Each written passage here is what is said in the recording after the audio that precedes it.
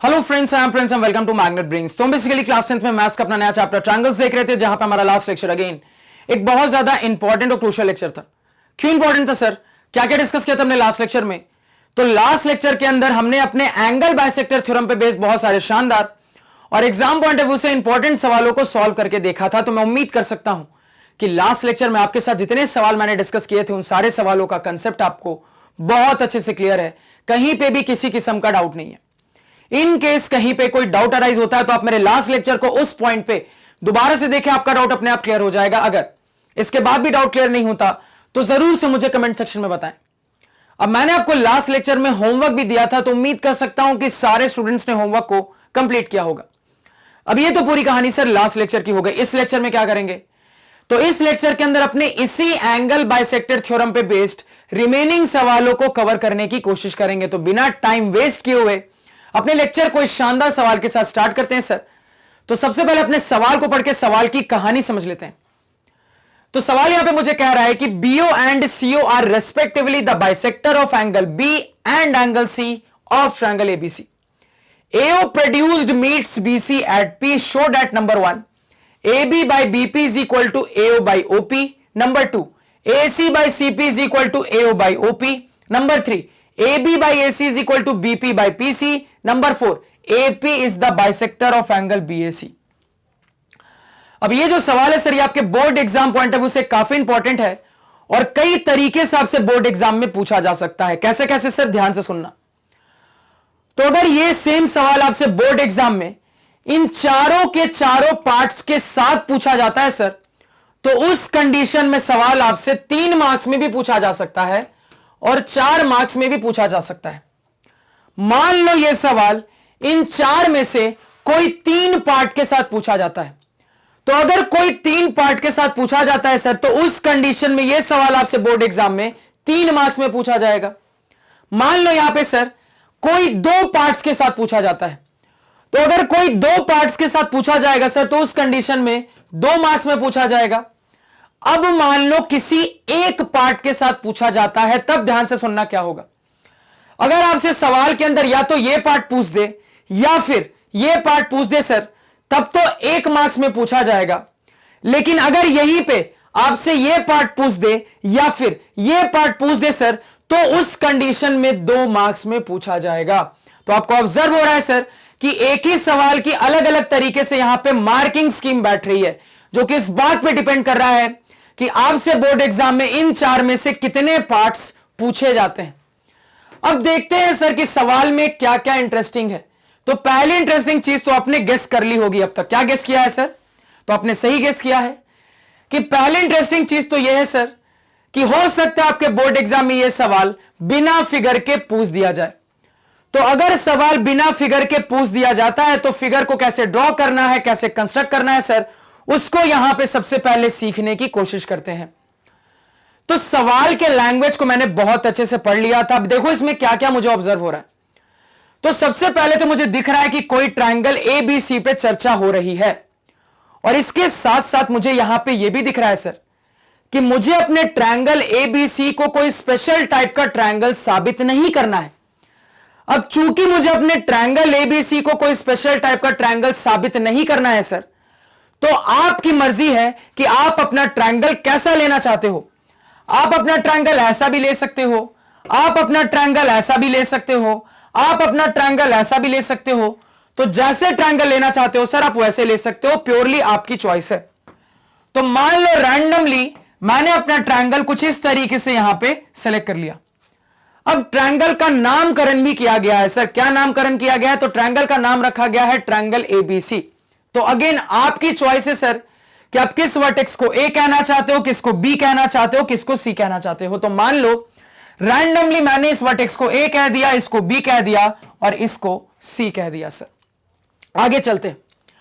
अब ये जो पहली वाली लाइन है सर, इस पहली लाइन में मुझे कहा जा रहा है कि मैंने अपने एंगल B और एंगल C का एंगल बाइसेक्टर ड्रॉ किया है सर। इस पहली लाइन में मुझे बताया जा रहा है कि मैंने अपने ट्रायंगल ABC के एंगल B और एंगल C का एंगल बाइसेक्टर ड्रॉ किया है, और इन दोनों एंगल के एंगल बाइसेक्टर का नाम भी आपको बता दिया गया है सर। क्या क्या नाम है? BO और CO। अब ध्यान देना, रेस्पेक्टिवली वर्ड लगा है, तो यहां से आपको पता चल जाएगा कि किस एंगल बाइसेक्टर का क्या नाम है, क्योंकि आपको पता है सर रेस्पेक्टिवली मतलब पहले के लिए पहला वाला, दूसरे के लिए दूसरा वाला। अब यहां से आपको समझ में आ रहा है कि आपके एंगल बी के एंगल बाइसेक्टर का नाम बीओ है सर, और आपके एंगल सी के एंगल बाइसेक्टर का नाम सीओ है सर। इतना सभी को समझ में आ रहा है, आना चाहिए।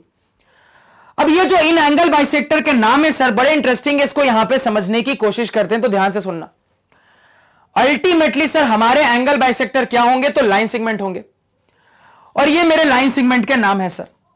अब दोनों के नाम में आपको क्या ऑब्जर्व हो रहा है इंटरेस्टिंग, तो दोनों के नाम के अंदर सर आपको एक अल्फाबेट ओ कॉमन दिख रहा है। अब ये कॉमन अल्फाबेट आपको क्या बता रहा है, इसका कंसेप्ट मैं आपको सिखा चुका हूं, तो आप तुरंत कहोगे सर ये कॉमन अल्फाबेट मुझे बता रहा है कि मेरे दोनों के दोनों एंगल बाइसेक्टर का एक कॉमन एंड पॉइंट है सर। ये नाम मुझे बता रहा है कि मेरे दोनों के दोनों एंगल बाइसेक्टर का एक कॉमन एंड पॉइंट है सर, जिसका नाम ओ होगा। या फिर आप कह सकते हो सर ये नाम मुझे बता रहा है कि मेरे दोनों के दोनों एंगल बाइसेक्टर एक कॉमन पॉइंट ओ पर जाकर मीट कर रहे हैं। या फिर आप कह सकते हो सर कि मेरे दोनों के दोनों एंगल बाइसेक्टर एक कॉमन पॉइंट ओ पर जाकर मीट कर रहे हैं। तो नाम को बस देखकर मुझे सिचुएशन फिगर की समझ में आ गई है सर, तो सिचुएशन समझ में आ गई है, फिगर में इस इंफॉर्मेशन को पुटअप कर देते हैं। तो यहां से निकला एंगल बी का एंगल बाइसेक्टर, यहां से निकला एंगल सी का एंगल बाइसेक्टर। तो क्या कहा जा रहा है सर कि ये जो दोनों के दोनों एंगल बाइसेक्टर है ये कॉमन पॉइंट ओ पर जाकर मीट कर रहे हैं सर। फिगर हमने कंप्लीट कर लिया। अब देखो, अब यहां पे कुछ स्टूडेंट आर्ग्यू कर सकते हैं सर कि आपका एंगल बाइसेक्टर तो आगे की ओर भी जा सकता था, आगे क्यों नहीं गया। तो ध्यान से सुनना सर, यहां लैंग्वेज के अंदर कहीं पे भी मुझे नहीं कहा जा रहा है कि मुझे अपने एंगल बाइसेक्टर को आगे की ओर ले जाना है, क्योंकि अगर मुझे अपने एंगल बाइसेक्टर को आगे की ओर ले जाना होता तो मुझे सवाल बताता कि the angle bisector of angle B is drawn in such a way that it intersects AC at a certain point, या फिर it intersects the opposite side at a certain point. इसी तरीके से the angle bisector of C is drawn in such a way that it intersects AB at a certain point, या फिर it intersects the opposite side at a certain point. क्या ऐसा कुछ कहा गया है? नहीं कहा गया है सर। तो चूंकि ऐसी इंफॉर्मेशन नहीं है तो आपको अपने एंगल बाइसेक्टर को O तक ही रोक देना है सर, इससे आगे नहीं बढ़ाना है। इतना फंडा क्लियर है, होना चाहिए। आगे चलते हैं सर। अब ये जो लाइन है सर, इस लाइन में मुझे AO का जिक्र मिल रहा है, तो AO का जिक्र मिल रहा है सर, ये रहा A, ये रहा O। तो इसको देख के समझ में आ रहा है सर कि AO तो तब मिलेगा ना जब मैं A और O को ज्वाइन करूंगा। तो A और O को ज्वाइन करके मैंने अपना AO बना लिया। अब देखो इस AO के बारे में क्या बताया जा रहा है, तो आपको कहा जा रहा है सर AO इज प्रोड्यूस्ड, यानी AO को प्रोड्यूस किया गया। अब किस डायरेक्शन में प्रोड्यूस किया गया इसका ऑलरेडी मैं आपको कंसेप्ट सिखा चुका हूं कि नाम में जो आखिरी लेटर होता है सर, उस आखिरी अल्फाबेट की तरफ ही हमेशा प्रोड्यूस किया जाता है। तो नाम है AO, इसमें आखिरी अल्फाबेट कौन सा है सर? O है, यानी कि आपके AO को O की दिशा में प्रोड्यूस किया गया है।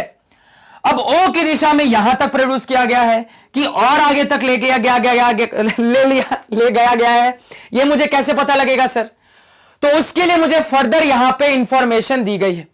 यहां पे फर्दर मुझे बताया गया है कि मेरे AO को इस तरीके से प्रोड्यूस किया गया है O की तरफ, मेरे AO को इस तरीके से एक्सटेंड किया गया है सर O की तरफ कि वो BC को पॉइंट P पे जाके मीट कर रहा है। मुझे बताया गया है सर कि मेरे AO को इस तरीके से प्रोड्यूस किया गया है कि ये BC को पॉइंट P पे जाके मीट कर रहा है सर। ये हमने फिगर यहां पे कंप्लीट कर लिया।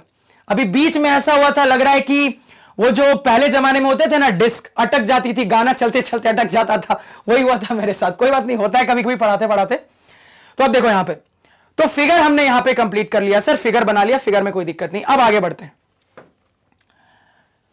तो फिगर कंप्लीट कर लिया सर। अब इस फिगर से मैच करो, क्या दिख रहा है सर? बिल्कुल सेम टू सेम फिगर पे हम पहुंच चुके हैं। अब सवाल को सॉल्व करना स्टार्ट करते हैं। तो अगर मैं आपसे पूछूं सर कि मेनली सवाल के अंदर गिवन इंफॉर्मेशन क्या है, तो क्या जवाब दोगे? तो आप कहोगे सर कि मेनली गिवन इंफॉर्मेशन के अंदर मुझे दो बातें बताई गई हैं। क्या, कौन सी दो बातें सर? तो गिवन डाटा के अंदर, गिवन इंफॉर्मेशन के अंदर मुझे दो एंगल बाइसेक्टर के बारे में बताया गया है सर। मुझे अपने गिवन इंफॉर्मेशन के अंदर दो एंगल बाइसेक्टर के बारे में बताया गया है सर। और आपको प्रूफ क्या क्या करना है सर? तो इन चार में से जो पहले तीन प्रूफ है सर, उसमें आपको साइड के रेशियो के टर्म्स में कुछ प्रूफ करना है। तो अगर मैं आपको कहूं सर, इन दो बातों को कंबाइन करके सोचने की कोशिश करो कौन सा कंसेप्ट लगेगा, तो क्या सोचोगे, क्या दिमाग में आ रहा है? तो तुरंत कहोगे सर कि इस गिवन डाटा और इस प्रूफ डाटा को देखकर मुझे समझ में आ रहा है कि मुझे यहां पे अपने सवाल को सॉल्व करने के लिए जरूर कहीं ना कहीं, कभी ना कभी इंटरनल एंगल बाइसेक्टर थ्योरम लगाने की जरूरत पड़ेगी। क्योंकि मेरे इंटरनल एंगल बाइसेक्टर थ्योरम के अंदर ही मैं जानता हूं सर कि गिवन डाटा में मुझे अपने एंगल बाइसेक्टर के बारे में बता दिया जाता है, और थ्योरम को लगाने के बाद मेरे पास साइड के रेशियो के टर्म्स में एक रिजल्ट निकल कर आता है। तो अपने गिवन डाटा और प्रूफ डाटा को देखकर मुझे बहुत अच्छे से क्लियर है सर कि मुझे कहीं ना कहीं इस कंसेप्ट को लगाने की जरूरत है। अब आगे चलते हैं सर। तो क्या कंसेप्ट लगाना है यह अब आपको समझ में आ चुका है। अब एक एक करके एक एक प्रूफ डाटा को टैकल करते हैं। तो सबसे पहले अपने पहले प्रूफ डाटा को टैकल करेंगे सर। अब आपको समझ में आ चुका है सर कि सवाल को सॉल्व करने के लिए एटलीस्ट पहले तीन के लिए तो at least internal angle bisector theorem लगाने की आपको जरूरत है। अब मुद्दा यह है सर कि दो दो एंगल बाइसेक्टर हैं और कई सारे ट्रायंगल क्रिएट हो रहे हैं। तो कौन से ट्रायंगल को सिलेक्ट करके कहां पे मुझे अपना इंटरनल एंगल बाइसेक्टर थ्योरम लगाना है सर, मुझे यह अब मेरा मेन मुद्दा है। और इसको क्लियर करने में कौन मदद करेगा सर? तो यह पहला प्रूफ डाटा मदद करेगा। अब पहले प्रूफ डाटा में देखते हैं सर कौन कौन से पार्ट्स का इस्तेमाल करना है, मेरे पार्ट्स की रिक्वायरमेंट क्या क्या है। तो मेरे पार्ट्स है sir A B B P, क्या है सर यहां पे ए बी और यहां पे बीपी, उसके बाद एओपी, इसके बाद एओपी। अब अगर मैं आपसे यहां पे पूछूं सर कि इन पार्ट्स को देखकर आपको क्या लगता है कौन से ट्रायंगल में आपको अपना एंगल बाइसेक्टर थ्योरम लगाने की जरूरत है, तो आप तुरंत जवाब दोगे सर कि इन पार्ट्स को देखकर मुझे बहुत अच्छे से समझ में आ रहा है कि अगर मैं अपना रेड वाला ट्रायंगल सेलेक्ट करूंगा तो मेरा काम हो जाएगा। क्योंकि इसी रेड वाले ट्रायंगल में जब मैं अपना इंटरनल एंगल बाइसेक्टर थ्योरम लगाऊंगा तो रिक्वायरमेंट के हिसाब से जिन पार्ट्स पे बात करनी है उन पार्ट्स पे बात हो जाएगी और मेरा साइड के रेशियो का रिजल्ट निकल कर आ जाएगा। फटाफट अप्लाई कर दो जब सब कुछ दिख गया है सर। तो यहां पे अपने रेड वाले ट्रायंगल के अंदर अपना इंटरनल एंगल बाइसेक्टर थ्योरम लगाएंगे सर। अब मुझे पता है कि बीओ जो है सर यह एंगल बी का एंगल बाइसेक्टर है। अगर मैं यहां पे अपने रिक्वायरमेंट के हिसाब से अपना इंटरनल एंगल बाइसेक्टर थ्योरम लगाऊं सर, तो मैं तुरंत यहां पे लिख सकता हूं कि A B divided by BP, मैं लिख सकता हूं sir A B divided by BP बराबर एओ डिवाइडेड बाई ओपी। और यही चीज मुझे फर्स्ट में प्रूव करनी थी सर। तो किस तरीके से दोनों का न्यूमरेटर डिसाइड किया सर, इसका कंसेप्ट मैं आपको ऑलरेडी सिखा चुका हूं कि कैसे डिसाइड करते हैं कि किसको ऊपर रखना है किसको नीचे रखना है। तो पहली वाली चीज तो चुटकियों में प्रूव हो गई सर। अब दूसरे वाले पे चलते हैं। दूसरे वाले में क्या देख लेते हैं सर। तो फिर से दूसरे वाले में भी कुछ साइड के रेशियो के टर्म्स में प्रूव करना है। अब फिर से सबसे पहले अपने पार्ट्स को देख लेते हैं सर कि पार्ट्स क्या क्या है। तो सेकंड केस में मेरे पार्ट्स है सर एसी सीपी, तो ये रहा सर एसी, ये रहा सीपी।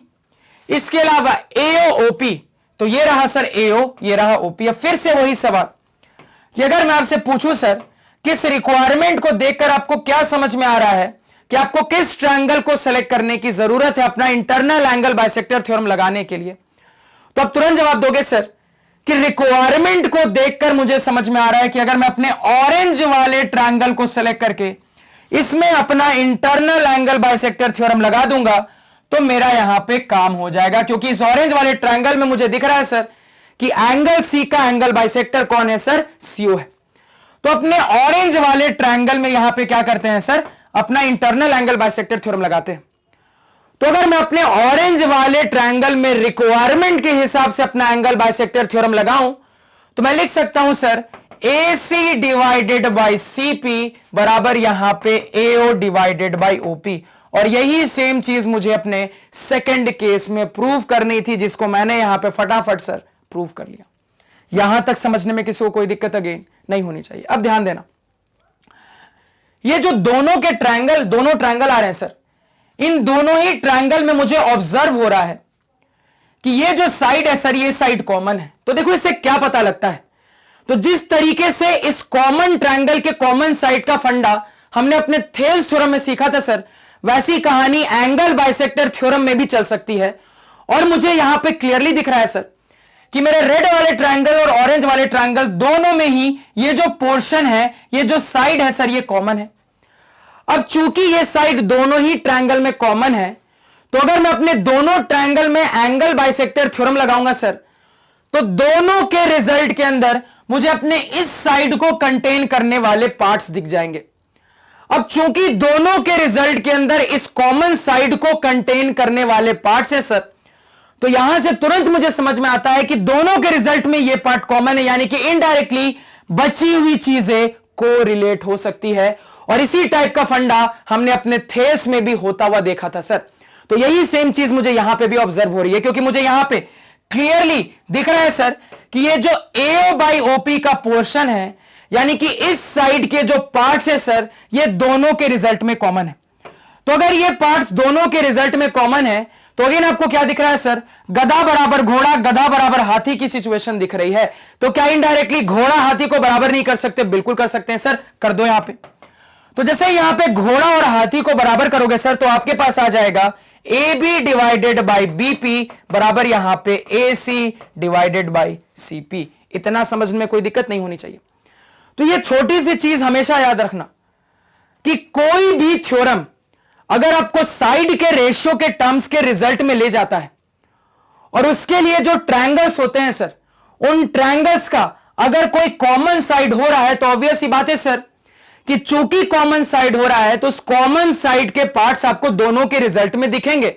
और चूंकि पार्ट्स आपको दोनों के रिजल्ट में दिखेंगे, तो वहां से आप एक कंबाइंड रिलेशन बना सकते हो। तो यह छोटी सी बात हमेशा हर ट्रायंगल वाले थ्योरम के लिए याद रखना। इसको कॉपी पे नोट डाउन करो सर, इतना क्लियर है। अब देखो, अब ये जो थर्ड में मुझे प्रूव करना है सर, ये क्या है देख लेते हैं।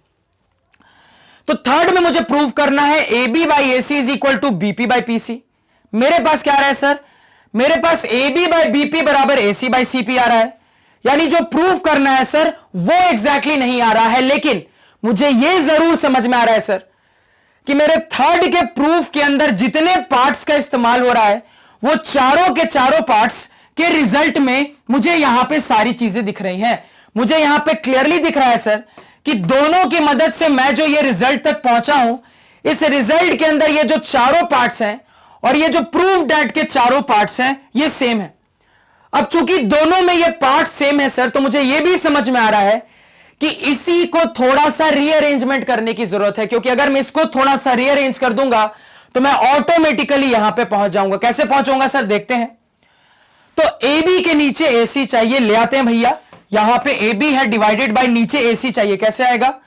तो AC यहां पे है, तो अगर इस AC को इस तरफ बुला लोगे सर, तो किधर आ जाएगा? नीचे ही तो आ जाएगा सर। AC पहुंच गया नीचे बराबर। अब ये जगह खाली है, इस तरफ क्या है सर? CP है। अब मेरी रिक्वायरमेंट में यहां पे PC है, तो अब CP बोलो PC बोलो एक ही बात है, तो नीचे सबसे पहले तो PC लिख लेते हैं। अब यहां से सर रिक्वायरमेंट के हिसाब से ऊपर BP होना चाहिए, तो अगर इस BP को इस तरफ भेज देंगे सर, तो ये BP यहां पे पहुंच जाएगा। मेरी रिक्वायरमेंट फुलफिल हो गई। तो जो मुझे प्रूफ करना था सर, वो मैंने यहां पे प्रूफ कर लिया है। तो हमारा थर्ड वाला भी पोर्शन यहां पे प्रूव होता है। तो इतना समझने में कोई दिक्कत नहीं होनी चाहिए। तो जो मैंने आपको इंपॉर्टेंट पॉइंट बताई थी, उसको हमेशा याद रखना कि कोई भी ट्रायंगल वाला थ्योरम हो जहां पे आपको अपने दो ट्रायंगल्स में कोई साइड कॉमन दिख रही हो, और वो दो ट्रायंगल्स ऐसे ट्रायंगल्स हो जहां पे आपके थ्योरम लग रहे हो, ऑब्वियस ही बात है सर, वो कॉमन साइड वाले ट्रायंगल ऐसे ट्रायंगल होने चाहिए जहां पे आपके थ्योरम लग रहे हो, क्योंकि उन थ्योरम के लगने के कारण आपके पास जो रिजल्ट्स आएंगे, उन रिजल्ट्स में आपको एक रेशियो का पार्ट कॉमन दिखेगा। क्यों कॉमन दिखेगा? क्योंकि दोनों ट्रायंगल बने इस तरीके से थे कि दोनों में एक साइड कॉमन थी। अब चूंकि दोनों के रिजल्ट में एक पार्ट कॉमन है, तो इनडायरेक्टली आप बची हुई चीजों को कोरिलेट कर सकते हो। तो ये जो पॉइंट है, इसको हमेशा याद रखना किसी भी ट्रायंगल वाले थ्योरम के लिए। इतना दिमाग में रहेगा सर। अब चलते अपने फाइनल प्रूफ पे। अब देखो फाइनल प्रूफ में आपको क्या प्रूफ करना है। अब यहां पे आपको प्रूव करना है सर कि आपके ट्रायंगल के एंगल बीएसी का एपी एंगल बाइसेक्टर होगा। आपको प्रूव करना है सर एंगल बीएसी यानी इस वाले एंगल का एपी जो होगा एंगल बाइसेक्टर होगा। तो आपको क्या प्रूव करना है? आपको किसी लाइन को एंगल बाइसेक्टर प्रूव करना है। तो अगर मैं आपसे कहूं सोचो, क्या सोच सकते हो, तो क्या जवाब दोगे? आप तुरंत कहोगे सर कि कहीं पे भी अगर मुझे किसी लाइन को एंगल बाइसेक्टर साबित करना होता है तो मेरे दिमाग में एक ही कंसेप्ट आता है और वो कंसेप्ट होता है सर हमारे इंटरनल एंगल बाइसेक्टर थ्योरम के कन्वर्स का कंसेप्ट। और कन्वर्स का कंसेप्ट काम कैसे करता है? तो काम करने के लिए मेरे पास साइड के रेशियो के टर्म्स में कुछ इंफॉर्मेशन गिवन होनी चाहिए और उसी साइड के रेशियो के टर्म्स वाली गिवन इंफॉर्मेशन की मदद से मैं अपने ट्रायंगल के एक एंगल से एक एंगल को पार करने वाली लाइन को एंगल बाइसेक्टर साबित करता हूं सर। अब थोड़ा ध्यान देना, ये जो आपके पास रिजल्ट आया है सर, इस रिजल्ट को थोड़ा सा फिगर पे मार्क करो। तो AB बाई ए सी बराबर यहां पे BP बाई PC। अब ये जो थर्ड में मेरे पास रिजल्ट प्रूव होकर आया है सर, इस रिजल्ट को जब मैंने अपने फिगर में मार्क किया तो मुझे बहुत अच्छे से दिख रहा है कि मैं बड़ी आसानी से अपने एपी को एंगल ए का एंगल बाइसेक्टर साबित कर सकता हूं, क्योंकि एंगल बाइसेक्टर साबित करने के लिए मेरे पास जो साइड के रेशियो के रिजल्ट चाहिए था सर, वो रिजल्ट तक तो ऑलरेडी मैं पहुंच ही चुका हूं। अब इस रिजल्ट की मदद से मैं बड़ी आसानी से कह सकता हूं सर कि मुझे अपने ट्रायंगल एबीसी में दिख रहा है कि चूंकि AB by A C BP by PC के बराबर है, तो ऐसा तभी पॉसिबल है अगर आपका जो एपी हो सर ये आपके एंगल ए का एंगल बाइसेक्टर होगा, या आपके एंगल ए का एंगल बाइसेक्टर होगा। तो चूंकि ये रिजल्ट आ रहा है तो यहां से मैं कह सकता हूं सर कि ऐसा आना तभी पॉसिबल है अगर आपका एपी इस एंगल का एंगल बाइसेक्टर हो, और यही हमें प्रूव करना था सर, हमने इसको प्रूव कर लिया। इतना समझने में किसी को कोई दिक्कत नहीं होनी चाहिए। अब फिर से यहां पे जितना कहूंगा ध्यान से सुनते जाना सर। तो अगर चारों पार्ट्स के साथ या कोई 3 पार्ट्स के साथ आपसे सवाल पूछा जाता है ना, तो आपको बहुत अच्छे से क्लियर हो जाएगा कि आपको कैसे कैसे आगे बढ़ना है, क्योंकि आपने ऑब्जर्व किया होगा सर कि एक की मदद से दूसरा प्रूव होता जा रहा है। आपने ऑब्जर्व किया होगा सर कि ये इस तरीके से प्रूफ डेट का ऑर्डर है कि एक की मदद से दूसरा प्रूव होता जा रहा है। आपको क्लियरली यहां पे दिखा सर कि गिवन डाटा में 2 एंगल बाइसेक्टर के बारे में बताया गया था। उस इंफॉर्मेशन से पहली 2 चीजें प्रूव हो गई। पहली 2 चीजों की मदद से जो रिजल्ट आया उसको कंबाइन करने के बाद तीसरी चीज प्रूव हो गई। तीसरी चीज में जो कंबाइंड रिजल्ट आया उसकी मदद से चौथी चीज प्रूव हो गई। तो अगर आपके एग्जाम में ये सेम सवाल चारों के चारों पार्ट के साथ आता है या फिर कोई 3 पार्ट के साथ आता है सर, तो वहां पे आपको प्रूफ करने में कोई दिक्कत नहीं होगी, क्योंकि आपको दिखता चला जाएगा कि एक की मदद से दूसरा आया, दूसरे की मदद से तीसरा आ गया। लेकिन सवाल इंटरेस्टिंग तब बन जाएगा ना जब आपको चारों में से कोई एक चीज प्रूफ करने दे दे, और उसमें भी या तो ये थर्ड वाला सीधे प्रूफ करने दे दे या ये फोर्थ वाला सीधे प्रूफ करने दे दे, तो वहां पे आपको थोड़ा सा सोचना पड़ेगा। तो देखो कैसे सोचेंगे, ध्यान से सुनना। मान लो वहां पे आपको सिंपली थर्ड वाला प्रूफ करने देता है, तो कैसे सोचोगे? तो अब तुरंत देखोगे सर थर्ड वाले में कौन कौन से पार्ट है। तो ये मेरे थर्ड वाले के पार्ट है। अब आपको समझ में आ रहा है सर कि मुझे गिवन इंफॉर्मेशन में 2 एंगल बाइसेक्टर के बारे में बताया गया है, और कभी भी अपने एंगल बाइसेक्टर थ्योरम के रिजल्ट की मदद से मैं ये पार्ट तो नहीं ला सकता। इतना कंफर्म है सर कि मुझे जो 2 एंगल बाइसेक्टर के बारे में बताया गया है उन्हीं की मदद से कभी भी मैं इस रिजल्ट तक नहीं पहुंच सकता डायरेक्टली। अब 2 एंगल बाइसेक्टर के बारे में बताया गया है, यानी कि अब मेरा काम है अपने वो 2 ट्रायंगल को ढूंढना जहां पे इन एंगल बाइसेक्टर्स के लिए मैं अपना इंटरनल एंगल बाइसेक्टर थ्योरम लगा दूं। अब जैसे ही आप ये सोचते हुए अपने 2 ट्रायंगल को ढूंढकर अपना इंटरनल एंगल बाइसेक्टर थ्योरम लगाओगे तो आपके पास 2 रिजल्ट आएगा। अब मैंने आपको एक पॉइंट नोट करवाया कॉपी पे अभी जस्ट, मैंने आपको कहा कि किसी भी ट्रायंगल के थ्योरम के अंदर अगर आपको दिख जाए सर कि 2 ऐसे ट्रायंगल क्रिएट हो रहे हो जिनका एक कॉमन साइड हो, और वो 2 ट्रायंगल कोई भी अरे गहरे ट्रायंगल नहीं होने चाहिए, वो 2 ट्रायंगल बड़े स्पेशल टाइप के ट्रायंगल होने चाहिए। वो ऐसे ट्रायंगल होने चाहिए जिनके अंदर आपका थ्योरम यूज होने वाला है, क्योंकि उनके अंदर जब आपका थ्योरम यूज होगा तो आपके पास साइड के रेशियो के टर्म में जो रिजल्ट आएगा उस रिजल्ट्स के अंदर आपको एक साइड जो पार्ट दिखेगा सर वो कॉमन साइड का होगा। अब चूंकि दोनों के रिजल्ट में आपको वो कॉमन साइड का पार्ट मिलेगा तो इनडायरेक्टली चीजें यहां पे कोरिलेट हो जाएंगी। अब जैसे ही चीजें इनडायरेक्टली कोरिलेट होंगी, इतना आपने सोच लिया, आप तुरंत अपने रिजल्ट तक पहुंच जाओगे। तो अगर डायरेक्टली थर्ड पूछता है तो यह सोचने का आपका अप्रोच होना चाहिए, तरीका होना चाहिए। मान लो डायरेक्टली आपको फोर्थ पूछता है, तब कैसे सोचोगे? अब डायरेक्टली फोर्थ में आपको किसी लाइन को एंगल बाइसेक्टर साबित करना। अब आपको यह देखकर समझ में आ रहा है कि किसी लाइन को एंगल बाइसेक्टर साबित करना है। इससे रिलेटेड क्या कंसेप्ट जानते हैं? तो मेरा कंसेप्ट यही कहता है सर कि मुझे अपना कन्वर्स लगाना पड़ेगा एंगल बाइसेक्टर थ्योरम का। अब एंगल बाइसेक्टर थ्योरम का कन्वर्स लगाने के लिए आपके पास पहले साइड के रेशियो के टर्म्स में रिजल्ट तो होना चाहिए ना। पहले रिजल्ट होगा तब तो आप कन्वर्स की बात करोगे। और उसमें भी आपको यह भी पता है सर कि चूंकि मुझे इस लाइन को इस एंगल का एंगल बाइसेक्टर प्रूफ करना है, तो मेरे पास जो रिजल्ट होना चाहिए उस रिजल्ट के अंदर ये हाईलाइटेड पार्ट्स होने चाहिए। सर अब आपको यह भी क्लियर हो रहा है कि आपके पास जो रिजल्ट होना चाहिए उस रिजल्ट में ये हाईलाइटेड पार्ट्स होने चाहिए। अब ये हाईलाइटेड पार्ट्स तो डायरेक्टली आप गिवन इंफॉर्मेशन की मदद से निकाल नहीं सकते, क्योंकि आपको समझ में आ रहा है सर कि गिवन इंफॉर्मेशन में भी एंगल बाइसेक्टर के बारे में आपको बता दिया गया है। अब गिवन इंफॉर्मेशन में जो आपको एंगल बाइसेक्टर के बारे में बताया गया है, कुल मिला के 2 एंगल बाइसेक्टर के बारे में बताया गया है, तो आपको यह समझ में आ रहा है सर कि आप 2 बार अपने इंटरनल एंगल बाइसेक्टर थ्योरम का इस्तेमाल करोगे, आपके पास 2 रिजल्ट आएंगे। अब फिर से सर की लिखवाई वाली बात कि 2 ऐसे ट्रायंगल मिल रहे हैं जहां पे थ्योरम्स लग रहे हैं और ये साइड कॉमन है, तो उनके रिजल्ट में इस साइड से आने वाला पार्ट कॉमन मिलेगा, चीजें कोरिलेट होंगी, तो जो मुझे अपने पार्ट्स की रिक्वायरमेंट चाहिए थी सर वो प्रूव हो जाएगी। यानी कि यहां पे थोड़ा ध्यान देना, अगर डायरेक्टली क्वेश्चन नंबर 4 पूछा जाता है तो आप क्या ऑब्जर्व करोगे? तो सवाल में ऑब्जर्व करोगे सर गिवन डाटा में भी एंगल बाइसेक्टर के बारे में चर्चा हो रही है और प्रूव दैट में भी एंगल बाइसेक्टर की चर्चा हो रही है। समझने की कोशिश करना, अगर यह सवाल बोर्ड एग्जाम में डायरेक्टली सिंपली 4 पूछा जाता है तो आप तुरंत कहोगे सर गिवन डाटा में भी एंगल बाइसेक्टर की बात हो रही है, प्रूफ दैट में भी एंगल बाइसेक्टर की बात हो रही है। तो एक तरीके से तुम सोच सकते हो कंबाइंड अप्रोच है, कंबाइंड थ्योरम वाला सवाल है, क्योंकि गिवन डाटा में एंगल बाइसेक्टर की बात कहां होती है? इंटरनल एंगल बाइसेक्टर थ्योरम में। प्रूफ दैट में मुझे अपने लाइन को एंगल बाइसेक्टर कहां प्रूफ करना होता है? तो converse of internal angle bisector theorem में। तो चूंकि दोनों जगह एंगल बाइसेक्टर की बात हो रही है तो आप तुरंत ऐसे भी सोच सकते हो सर कि मुझे अपने इंटरनल एंगल बाइसेक्टर थ्योरम की भी जरूरत है और उसके साथ साथ मुझे अपने कन्वर्स की भी जरूरत पड़ने वाली है। कैसे कैसे यूज करेंगे इसको मैंने जस्ट यहां पे समझाया। तो इस सवाल के अंदर जितनी कहानी बताई वो आपको यहां पे क्लियर होनी चाहिए सर। तो इतना फंडा सभी को क्लियर है, होना चाहिए। अब एक बार इसका प्रॉपर प्रेजेंटेशन यहां पे देख लेते हैं, तो ध्यान से बिल्कुल ऑब्जर्व करते जाना चीजों को। तो सबसे पहले तो अपना फिगर बना लेंगे सर।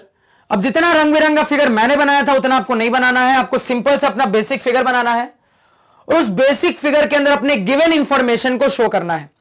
गिवन इंफॉर्मेशन क्या थी सर? तो आपको 2 एंगल बाइसेक्टर के बारे में बताया गया है। तो एंगल बाइसेक्टर क्या करता है सर? तो एंगल बाइसेक्टर मेरे एंगल को 2 इक्वल पार्ट में डिवाइड कर देता है। तो इस चीज को फिगर में शो कर दो। तो यहां पे अपने इक्वल पार्ट्स को मैंने इस तरीके से हाईलाइट कर दिया और यहां पे अपने इक्वल पार्ट्स को मैंने इस तरीके से हाईलाइट कर दिया। तो आपने यहां पे क्या किया? अपने बेसिक फिगर के अंदर अपने गिवन इंफॉर्मेशन को हाईलाइट कर दिया। इतना कर दोगे आपका फिगर कंप्लीट। अब इसके नीचे लिखेंगे गिवन।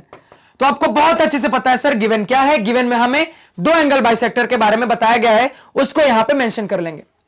तो यहां पे हम लिखेंगे sir BO is the angle bisector of angle B and CO is the angle bisector of angle C। आपका गिवन कंप्लीट हो गया सर। अब इसके बाद आता है टू प्रूफ। क्या प्रूफ करना है सर? ये चारों चीजें प्रूफ करनी है। तो 1 2 3 4 करके चारों को लिख लोगे। इसके बाद क्या आता है सर? कंस्ट्रक्शन आता है। तो क्या आपने सवाल को सॉल्व करने के लिए अलग से कुछ भी कंस्ट्रक्ट किया? तो कहोगे सर सवाल को सॉल्व करने के लिए आपने अलग से कुछ भी कंस्ट्रक्ट नहीं किया है। तो कंस्ट्रक्शन में क्या आ जाएगा सर? नील आ जाएगा। अब इसके बाद आता है थ्योरम / फॉर्मूलेज यूज्ड। तो इसके लिए 2-3 लाइनें छोड़ देना। अपने प्रूफ के अंदर देख लेना क्या क्या आपने इस्तेमाल किया, जो जो इस्तेमाल किया होगा उसको 1 2 3 4 करके यहां पे लिख लोगे और स्टेटमेंट के साथ लिखोगे, ये हमेशा याद रखना सर। और इसके बाद फाइनली हम अपने प्रूफ की बात करते हैं। तो प्रूफ में क्या क्या लिखेंगे देखते जाओ।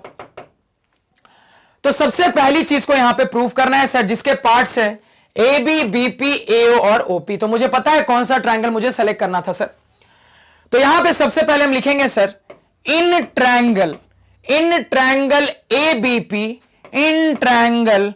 बी पी सिंस, चूंकि एंगल बाइसेक्टर कौन है, since BO is the angle bisector of angle B, since BO is the angle bisector of angle B, therefore इसलिए चूंकि ऐसा है इसी वजह से मैं अपने इंटरनल एंगल बाइसेक्टर थ्योरम का रिजल्ट लिख सकता हूं। अब अपने रिक्वायरमेंट के हिसाब से मैं लिख सकता हूं sir A B by B P, therefore A B divided by B P बराबर यहां पे एओ डिवाइडेड बाई ओपी हो जाएगा सर। यहां पे इसको अंडरलाइन कर देंगे, ब्रैकेट में लिख देंगे by angle bisector theorem, by angle bisector theorem, और ये आपका क्या हो गया सर, नंबर 1 हो गया। इतना क्लियर है।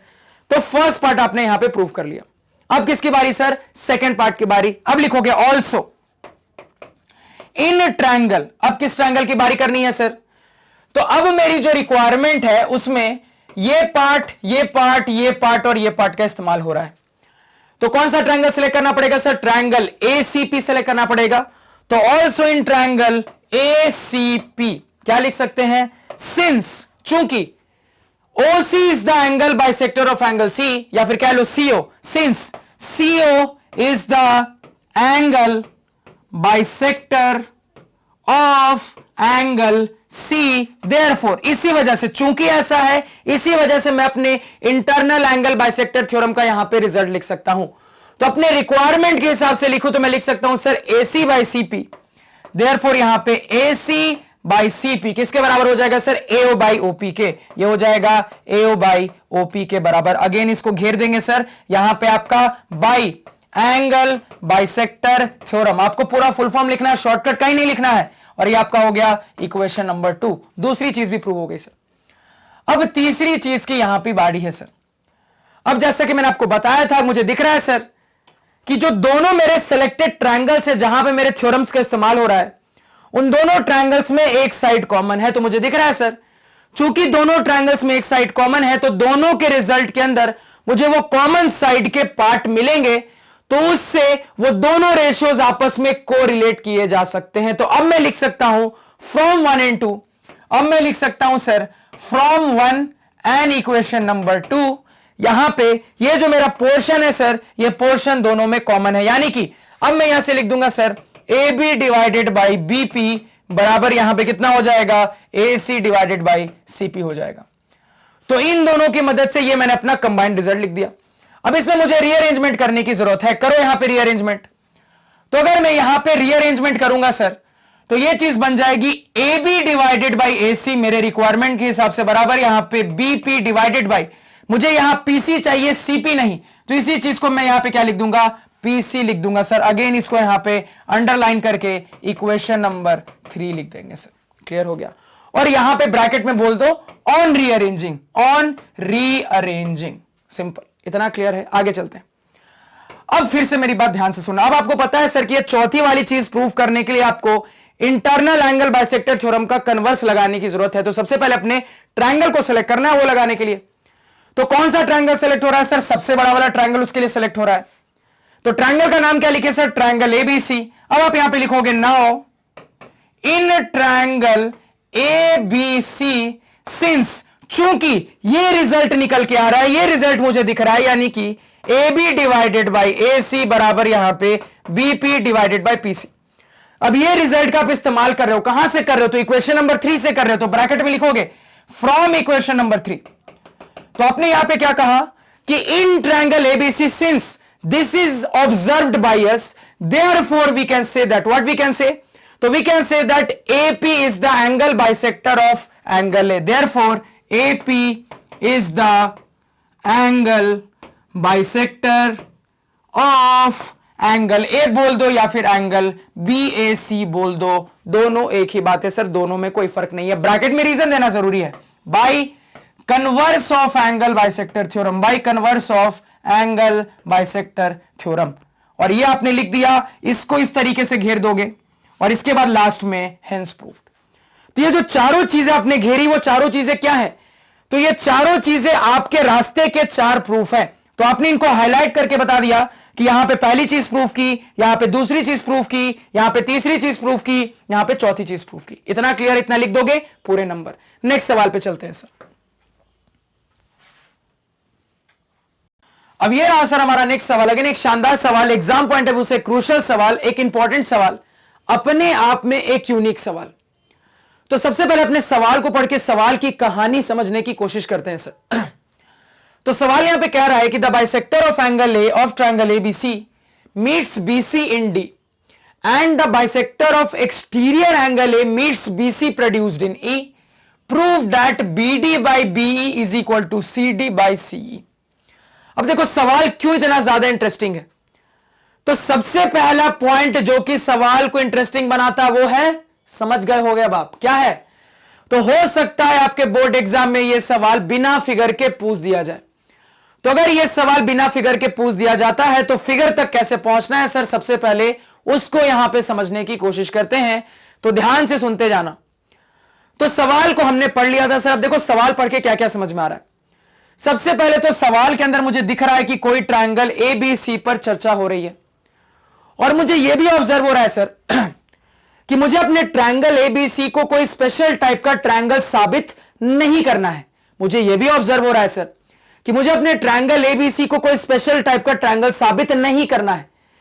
तो इससे मुझे यह क्लियर है सर कि मेरी मर्जी है कि मैं अपना ट्रायंगल किस तरीके से अज्यूम करना चाहता हूं। आप चाहो तो अपना ट्रायंगल ऐसा ले लो, आप चाहो तो अपना ट्रायंगल ऐसा ले लो, आप चाहो तो अपना ट्रायंगल ऐसा ले लो, जैसा जी करे वैसा ट्रायंगल ले लो सर। तो मान लो रैंडमली मैंने अपना ट्रायंगल इस तरीके से कंसीडर कर लिया। अब ट्रायंगल का नामकरण भी किया गया है। क्या नामकरण किया गया है, तो ट्रायंगल का नाम रखा गया है ट्रायंगल ABC। अब अगेन आपकी मर्जी है कि आप किस वर्टेक्स को A कहना चाहते हो, किसको B कहना चाहते हो, किसको C कहना चाहते हो। तो अगेन मान लो रैंडमली मैंने इस वर्टेक्स को A कह दिया, इसको B कह दिया, इसको C कह दिया। तो अब देखो यहां पे फर्स्ट लाइन में क्या कहा जा रहा है, the bisector of angle A of triangle ABC meets BC in D। बड़े ध्यान से चीजों को समझना सर, यहां पे एंगल A पे बात हो रही है, और मैंने आपको बताया है कि कहीं पे भी सिंपली किसी एंगल के बारे में बताए तो आपको क्या समझना है कि वो इंटीरियर एंगल के बारे में बात कर रहा है या फिर वो एक्सटीरियर एंगल के बारे में बात कर रहा है। मैंने आपको सिखाया सर, सिंपली कहीं एंगल के बारे में बात करे तो आपको बाय डिफॉल्ट यही समझना है कि वो आपके ट्रायंगल के इंटीरियर एंगल पे चर्चा कर रहा है। तो यहां से इतना तो क्लियर है सर कि मेरे ट्रायंगल के इंटीरियर एंगल A पे चर्चा हो रही है, मेरे ट्रायंगल के इंटीरियर एंगल A पे चर्चा हो रही है सर, ये मुझे यहां पे क्लियर है। कैसी चर्चा हो रही है, तो मेरे इंटीरियर एंगल A का एंगल बाइसेक्टर बनाया गया है सर, मेरे इंटीरियर एंगल A का एंगल बाइसेक्टर बनाया गया है सर, जो कि BC को पॉइंट D पे मीट कर रहा है। इस एंगल बाइसेक्टर के बारे में मुझे बताया गया है सर कि मेरा ये जो एंगल बाइसेक्टर है ये BC को पॉइंट D पे जाके मीट कर रहा है। तो पहली लाइन में जितनी बात थी उससे मैंने अपना फिगर बनाया। अब आगे चलते और चीजें यहीं से इंटरेस्टिंग होगी, तो ध्यान से सुनना सर। इसी का एक डुप्लीकेट फिगर क्रिएट करते हैं, क्योंकि आगे जो होने वाला है उसके लिए हमें डुप्लीकेट फिगर की जरूरत पड़ने वाली है। तो एक डुप्लीकेट फिगर यहां पे हमने क्रिएट किया, बिल्कुल ध्यान से देखते जाना। तो ऑलमोस्ट इसके जैसा सेम फिगर बनाने की यहां पे कोशिश करेंगे सर, ऑलमोस्ट सेम। अब यहां ध्यान दो सर, आगे वाली लाइन में कहा जा रहा है कि and the bisector of exterior angle A meets BC produced in E। अब बड़े ध्यान से चीजों को समझना, यहां पे क्लियरली आपको दिख रहा है सर कि एक्सटीरियर एंगल A का जिक्र हो रहा है। यहां पे आपको दिख रहा है सर एक्सटीरियर एंगल A का जिक्र हो रहा है। अब आपको बहुत अच्छे से मैंने सिखाया सर कि एक वर्टेक्स पे आप दो तरीके से एक्सटीरियर एंगल बना सकते हो। हमने सीखा था सर कि एक वर्टेक्स पे मैं दो तरीके से अपना एक्सटीरियर एंगल बना सकता हूं। एक तरीका यह हो सकता है सर कि मैं अपने BA को इस तरफ एक्सटेंड कर दूं और यह मेरा एक्सटीरियर एंगल क्रिएट हो जाए। एक एक्सटीरियर एंगल क्रिएट करने का यह तरीका हो सकता है। दूसरा तरीका यह हो सकता है सर मेरे एक्सटीरियर एंगल ए को क्रिएट करने का कि मैं अपने सीए को इस तरफ एक्सटेंड कर दूं और यहां से यह हमारा एक्सटीरियर एंगल ए क्रिएट हो जाए। दोनों ही केस में आपका एक्सटीरियर एंगल ए ही क्रिएट हो रहा है, लेकिन अलग अलग तरीके से।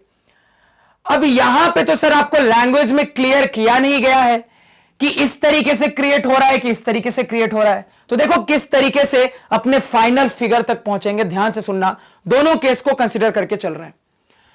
तो आगे आपको कहा जा रहा है सर कि इस एक्सटीरियर एंगल ए का मैं एंगल बाइसेक्टर बना रहा हूं, इस एक्सटीरियर एंगल ए का मैं एंगल बाइसेक्टर बना रहा हूं, इस एक्सटीरियर एंगल ए का मैं एंगल बाइसेक्टर बना रहा हूं। अब मुझे बहुत अच्छे से पता है सर कि जो हमारे ट्रायंगल के एक्सटीरियर एंगल का एंगल बाइसेक्टर होता है वो कभी भी सामने वाली साइड को टच करता हुआ, इंटरसेक्ट करता हुआ, मीट करता हुआ सीधे सीधे नहीं दिखता है। मुझे बहुत अच्छे से पता है, हमने सीखा था सर कि हमारे एक्सटीरियर एंगल का जो एंगल बाइसेक्टर होता है वो कभी भी सीधे सीधे अपने सामने वाली साइड को टच करता हुआ या इंटरसेक्ट करता हुआ कभी नहीं दिखता। मुझे इंटरसेक्शन करवाने के लिए अपने साइड को एक्सटेंड करना पड़ता है, और वही बात यहां पे आपको कही गई है। क्या कहा गया है सर? तो आपका एंगल बाइसेक्टर इस तरीके से बनाया गया है सर कि it meets BC produced in E, it meets BC produced in E। अब ध्यान देना, तो यहां पे आपको क्लियर किया गया है सर कि आपके BC को प्रोड्यूस किया गया है, यहां पे आपको क्लियर किया गया है कि आपके BC को प्रोड्यूस किया गया। अब देखो कैसे लैंग्वेज के अंदर कहानी छिपी होती है। क्या लिखा है? BC को प्रोड्यूस किया गया है, तो किस डायरेक्शन में प्रोड्यूस करना है आपको क्लियर हो रहा होगा। क्या क्लियर हो रहा है सर? तो मैंने आपको सिखाया है सर कि हमेशा जो लास्ट वाला अल्फाबेट होता है उसी की तरफ प्रोडक्शन होता है। तो ये मुझे बता रहा है सर C के तरफ प्रोड्यूस किया गया। अब आप खुद मुझे सोचकर बताओ कि अगर C के तरफ प्रोड्यूस किया गया है तो इस फिगर से काम होगा कि इस फिगर से काम होगा? तो तुरंत कहोगे सर C के साइड में प्रोड्यूस किया गया है, C के साइड में प्रोड्यूस किया गया है। तो यहां पे ये सिचुएशन मिल रही है। यहां से अगर करेंगे C के साइड में प्रोड्यूस किया गया है तो इंफॉर्मेशन नहीं मिल पाएगी, यानी कि ये फिगर क्या हो गया सर? रिजेक्ट हो गया। ये फिगर हम कंसीडर नहीं करेंगे। कैसे सर? लैंग्वेज से समझ में आ रहा है, लैंग्वेज से क्लियर हो रहा है कि BC को प्रोड्यूस किया गया है सर, इस तरीके से प्रोड्यूस किया गया है कि मेरा जो एंगल बाइसेक्टर है वो BC के प्रोड्यूस होने के बाद पॉइंट E पे जाके मिल रहा है। अब लैंग्वेज से समझ में आ रहा है सर कि मेरा जो प्रोडक्शन है वो C के दिशा में है। तो आप खुद सोच के बताओ कि किस फिगर से आपका काम होगा। तो आप तुरंत कहोगे सर कि चूंकि आपको C के डायरेक्शन में प्रोड्यूस करना है तो यहां तो कभी भी इंटरसेक्शन नहीं हो पाएगा, यानी कि आपका यह फिगर करेक्ट फिगर होगा। यह सभी को समझ में आना चाहिए। अब यहां पे एक बात ध्यान देंगे सर, स्टूडेंट्स इस फिगर को भी लेके प्रूव करने की कोशिश करते तो प्रूव हो जाता, दिक्कत बिल्कुल नहीं होती। मैं रिपीट कर रहा हूं, आप इस फिगर से भी कंसीडर करके आगे बढ़ते, मतलब आप ये मान लेते सर कि मैंने इस तरह प्रोड्यूस किया, अगर आप ये मान लेते और आगे बढ़ते तो भी आपका आंसर आ जाता, कोई दिक्कत नहीं होती। लेकिन तरीका सही नहीं है। सही तरीका क्या है? ये है। तो सही तरीका जानना बहुत जरूरी है, इसी वजह से ये फिगर रिजेक्ट हुआ है। ये फंडा सभी को क्लियर है। अब आगे चलते हैं सर। तो फिगर की थोड़ी क्लैरिटी मिली कि ये कहां पे इंटरसेक्ट कर रहा है सर? पॉइंट E पे जाके इंटरसेक्ट कर रहा है। अब मुझे कहा जा रहा है सर कि आप प्रूव करके दिखाओ कि BD बाई BE जो होगा वो CD बाई CE के बराबर होगा। क्लियर है? तो पहली इंटरेस्टिंग चीज आपको क्या दिखी सर? इसका फिगर बनाना दिखा। अब आप मैच कर लो थोड़ा सा यहां पे सर, क्या आपको सेम फिगर नहीं दिख रहा? बिल्कुल दिख रहा है। अब देखो आगे। अब अगर आपको यहां पे सेम फिगर दिख रहा है तो अब हम आगे बात कर सकते हैं। तो अगर मैं आपसे यहां पे पूछूं सर कि गिवन डाटा में आपको मेन इंफॉर्मेशन क्या क्या दिख रही है, तो आप तुरंत कहोगे सर कि पहला ऐसा सवाल मिला है जहां पे गिवन डाटा के अंदर एक ही वर्टेक्स पे बनने वाले हमारे इंटीरियर एंगल बाइसेक्टर और एक्सटीरियर एंगल बाइसेक्टर दोनों पे बात हो रही है। पहला ऐसा सवाल मिला है सर जहां पे एक ही वर्टेक्स पे बनने वाले हमारे इंटीरियर एंगल बाइसेक्टर और एक्सटीरियर एंगल बाइसेक्टर दोनों पे बात हो रही है, यानी कुल मिला के दो एंगल बाइसेक्टर के बारे में आपको गिवन डाटा में बताया गया है सर। एक आपका इंटीरियर एंगल बाइसेक्टर है और आपका एक एक्सटीरियर एंगल बाइसेक्टर है सर। शॉर्टकट में लिख दिया IAB EAB, interior angle bisector, exterior angle bisector. और आपको प्रूफ क्या करना है सर? तो आपको साइड के रेशियो के टर्म्स में कुछ प्रूफ करना है। तो अगर मैं आपसे पूछूं कि अपने गिवन डाटा और प्रूफ डाट के हिसाब से क्या सोच सकते हो, तो क्या जवाब दोगे? आप तुरंत जवाब दोगे सर कि आपके गिवन डाटा और प्रूफ डाट को देखकर मुझे समझ में आ रहा है कि एक ही सवाल के अंदर मुझे दो कंसेप्ट्स को लगाने की जरूरत पड़ने वाली है। मुझे समझ में आ रहा है सर कि चूंकि गिवन डाटा में interior angle bisector, exterior angle bisector दोनों पे बात हो रही है और लास्ट में जो प्रूफ डेट है वो भी साइड के रेशियो के टर्म्स में है, तो मैं तुरंत कह दूंगा कि मुझे अपना इंटीरियर एंगल बाइसेक्टर थ्योरम और एक्सटीरियर एंगल बाइसेक्टर थ्योरम दोनों के दोनों लगाने की जरूरत पड़ेगी। कैसे डिसाइड किया? तो चूंकि गिवन डाटा में इंटीरियर एंगल बाइसेक्टर की बात हुई थी तो समझ गए इंटीरियर एंगल बाइसेक्टर थ्योरम लगाना पड़ेगा, और इसके साथ साथ मेरे गिवन डाटा में एक्सटीरियर एंगल बाइसेक्टर की भी बात हुई थी सर, तो यहां से समझ में आ रहा है कि मेरे सवाल में मुझे अपना एक्सटीरियर एंगल बाइसेक्टर थ्योरम भी लगाना पड़ेगा। तो यहां से मुझे यह क्लियर है सर कि मुझे अपने दोनों कंसेप्ट्स को अप्लाई करने की जरूरत है। अब आगे बढ़ते हैं, एक एक करके बात करेंगे। तो सबसे पहले अपने इंटीरियर एंगल बाइसेक्टर थ्योरम को अप्लाई करने की कोशिश करेंगे। तो ट्रायंगल कौन सा है जिसमें हमारा थ्योरम अप्लाई होना है सर? तो यहां पे मेरा ट्रायंगल एबीसी है जिसमें हमारा ये theorem interior angle bisector apply होना है सर। तो अगर मैं आपको कहूं कि आप इस ट्रायंगल के अंदर यहां पे इंटीरियर एंगल बाइसेक्टर थ्योरम लगाकर बताओ क्या रिजल्ट आ रहा है, तो क्या जवाब दोगे? ध्यान से सुनना। तो इंटीरियर एंगल बाइसेक्टर थ्योरम के रिजल्ट से यहां पे मुझे समझ में आ रहा है सर कि चूंकि ट्रायंगल एबीसी के अंदर एडी हमारा इंटीरियर एंगल का बाइसेक्टर है, तो मैं कह सकता हूं AB बाई AC, मैं कह सकता हूं sir AB divided by AC बराबर यहां पे BD डिवाइडेड बाई DC। किसको न्यूमरेटर रखना है, किसको डिनोमिनेटर, इसमें किसी को अभी भी कोई डाउट है क्या? नहीं होना चाहिए, बहुत अच्छे से क्लियर कर दिया है। अब चलते हैं अपने एक्सटीरियर एंगल बाइसेक्टर की तरफ सर। अब इसी सवाल में मैं आपको कहूं सर कि इसी ट्रायंगल के एक्सटीरियर एंगल के लिए आप अपना अब exterior angle bisector theorem use करके रिजल्ट लिखकर दिखाओ, तो क्या रिजल्ट लिखोगे? तो ध्यान से सुनना, क्या रिजल्ट लिखेंगे सर?